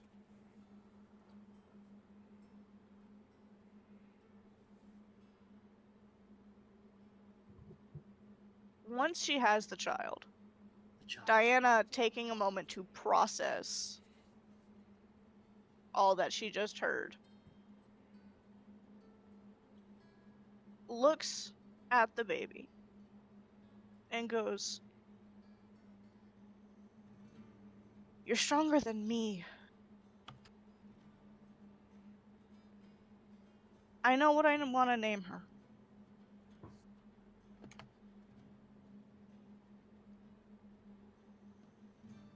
Looking to Jacob, she'll pause. "If she's supposed to be stronger than me, that makes her on par with a god. I want to name her Saloon." Okay. I think that fits well.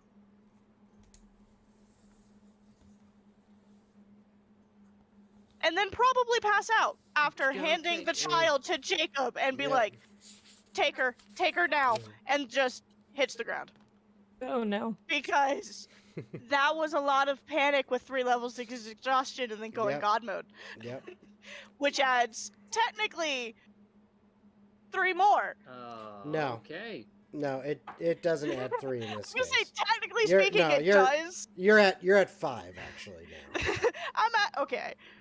We'll do 5. I'm Yeah. gone. I am Yeah. completely Jacob. tapped out for the rest of the session. Jacob, as much as she appreciates the baby, going to hand Saloon over to Eurydice, Ah. hold her for a moment, and is going to pick up Diana. When Eurydice is given the baby, now that you're holding her, you can actually see on her forehead, not her forehead, it's on her collarbone. That's where it is. Yeah. On her collarbone, you can actually see from Saloon's sigil herself, the largest star at the top of that 7-star formation Mm-hmm. is now on Saloon's chest in an almost frost-colored birthmark. Mm-hmm. Ooh. And then when you look at her little hands, you can see another of the stars on her palms.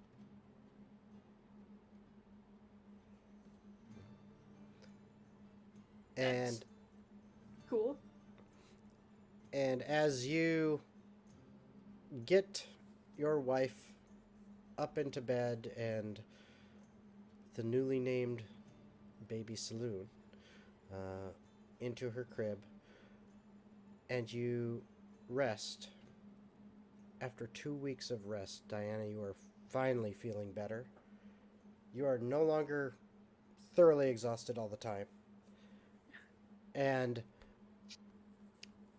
Wow, it's almost like all of my problems just got solved by God. Yes. And before we end the session, one thing's gonna happen. Much time goes by. Eurydice heads back to her home to deal with that. Jacob helping her by teleporting her there and helping out. And when Jacob comes back, he has this really interesting wooden-bound book with him. Oh, right, the book. I had a And question. a for the note book. from Eurydice saying, "Wait till we're all present to ask it about the Yes. stone." I appreciate that. Eurydice knows her well enough, and Jacob well enough to Yep. know the first thing they would ask this goddamn book. Yep, and that's I just wanted to remind you that existed. And No, I haven't written Thank down you. in my inventory. Okay, good. I would have Good. forgotten. Jacob,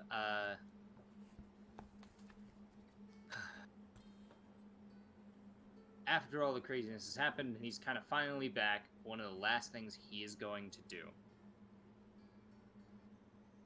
for the time being, is he's going to give Diana and Saloon kind of like forehead kisses, be like, you know, good night and stuff for that day, Mm-hmm. and he's going to go on a walk to his kind of like into the library where he's kind of made his makeshift study at this point. Yeah. And he's going to sit there. And assuming throughout this time he would have procured, and I will take off my money for it so that I have it, Mm-hmm. he will take a singular, I say a singular, he gets a thing and takes his dagger and takes off a strand of his hair.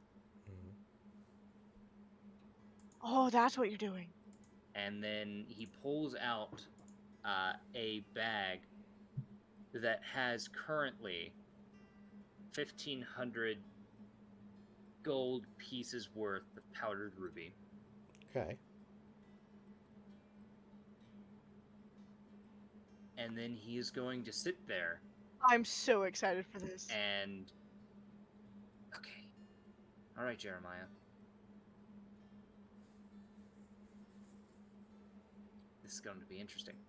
And he's going to sit there and just slowly go out of his way. He's going to get a bunch of ice because they live in the fucking snow. Yeah, it's not too hard. And he's going to slowly make a... And when I say slowly, it takes all night. It's 12 hours long. Mm-hmm. And he's going to cast Simulacrum. Yep. I knew that's what you were doing. Now, Okay. can you get the last part of that to work? We're going to find out. Mm-hmm. Oh, I really hope it does. After X amount of time has passed, Jacob's going to look at Jacob, give him a nod as the other Jacob already knows his purpose, Mm-hmm. And Jacob is going to take off his ring of mind shielding. And he's going to give it to the other Jacob, who is currently naked. Because that's how simulacrum works. Yep. Mhm. And he's going to put it on that Jacob's finger. The other Jacob, Okay. because I control both, it's just Jacob again. Alright, Jeremiah. You are now on a person that you dictate everything that goes on. This is your body for the time being.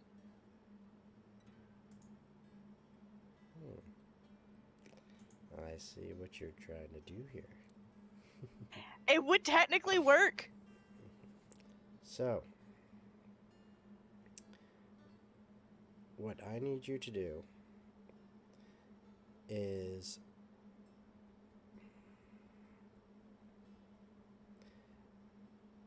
I want you to roll your spell modifier, a 1d20 plus your spell modifier, not your attack, just your No, I figured you didn't want me to do a plus 12. Yeah. A d20 plus my spell modifier? Yeah. That is a natural 17 on the die, plus 5. Nice. Okay. For a 23 in total? You feel that you've got 22 in everything total. just right. And the other Jacob kind of looks at you for a moment, tilts its head a bit, and says, "This is odd. I could never see you before." Oh, I'm sorry that you're blind. That is a lie. He has seen Jacob before. No. Yes, he has, when Diana wore the ring. Oh, that's true. But that's The not a brief lie. It's just I forgot. There's a difference. It's also the fact that Jacob's blind. Yeah.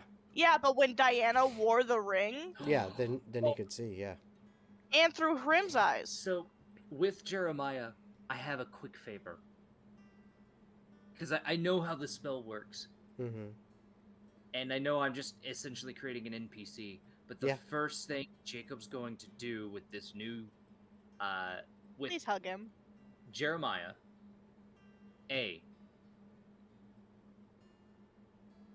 he is going to have the other Jacob, who is still consciously there, Mm-hmm. cast a Find Familiar. Okay.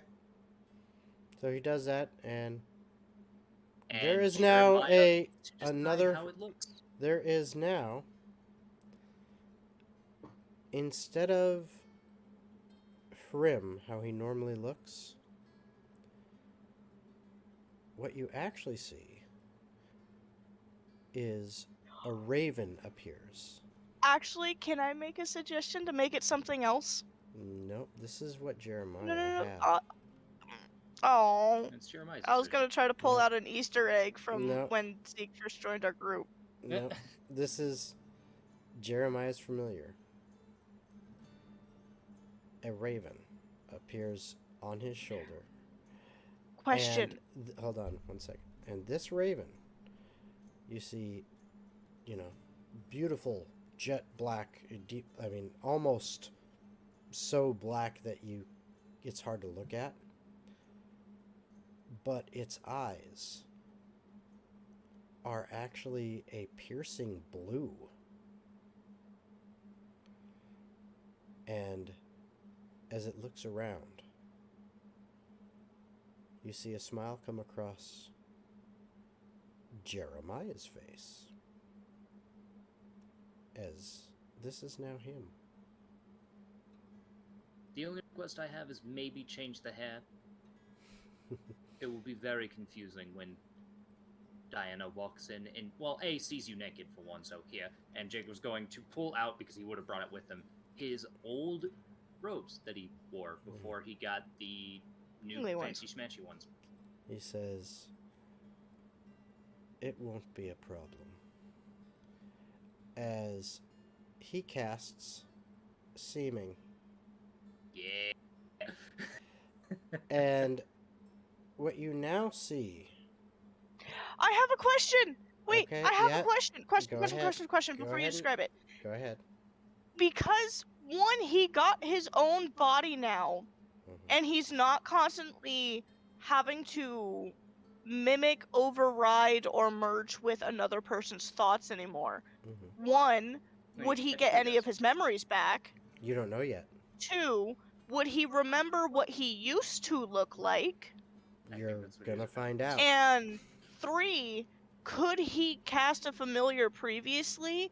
And so the familiar he just summoned, would that be his old familiar from so long ago because of how You'll fey have- creatures survive? You'll have to ask him when you meet him. Okay. You're asking a bunch of questions.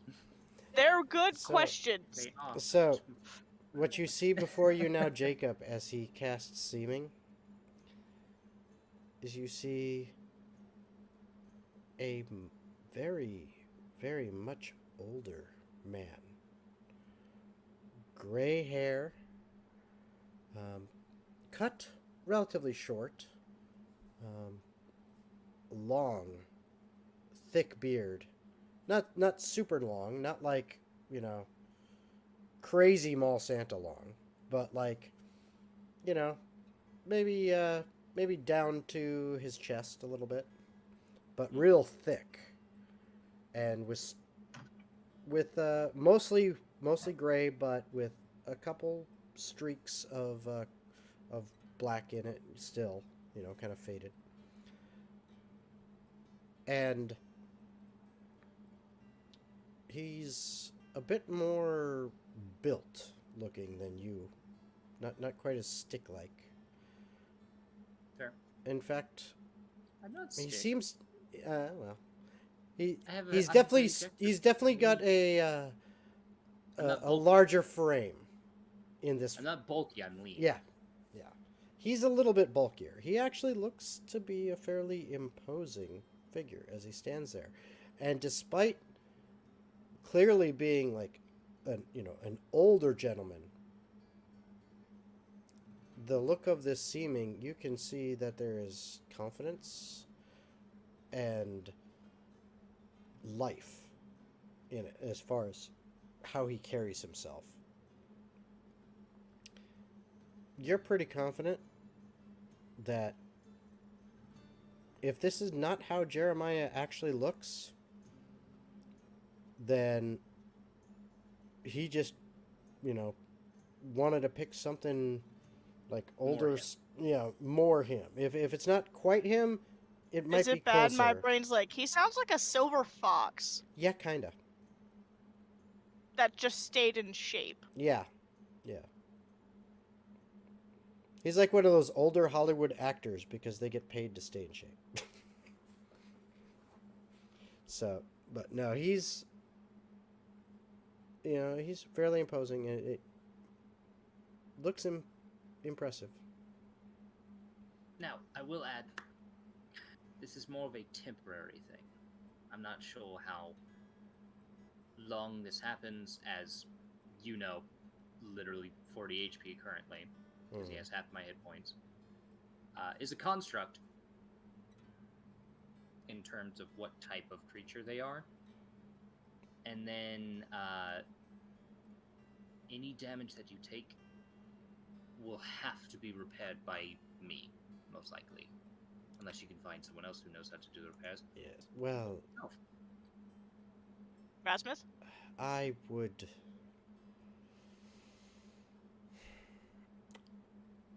prefer to avoid fighting. That's fair. The idea is And- this is help you eventually also figure out a way to have a true body. Can Diana suddenly walk into the library now that Saloon's fully asleep? No, it would be No. morning now. Can I No, walk into the library trying to find why he never came to bed? I will say let's leave that for next time because it is already late. Okay. And we can use that as kind of a lead in to Jacob doing his 1-year downtime episode 1 year stuff. downtime with the new Jacob. Yes, which I'm so glad Jeremiah finally has his own body. so that's where we're going to leave it, folks. And yes, thank you so much for joining us. That's where we're going to be done for tonight. There will be no episode this next Wednesday, as it is Christmas time, and I'm going to be on vacation, as well as pretty much everyone else. So our next episode will be December 29th, so Wednesday the 29th, at 7 p.m. Eastern Standard Time, right here on the TOGG DM Twitch channel, where we will have Jacob's 1-year downtime episode. And don't forget, tomorrow night is at 7 p.m. Eastern Standard Time is the last Tailspire Collaborative build stream of this year. So don't forget to hop in and join that and have some fun. But that's all. So thank you, everybody. Hope you had a good time tonight. I know I did. Hope all my players did as well. And Yep. Yes, Good. we do. And we'll see you in 2 weeks. Later, everybody.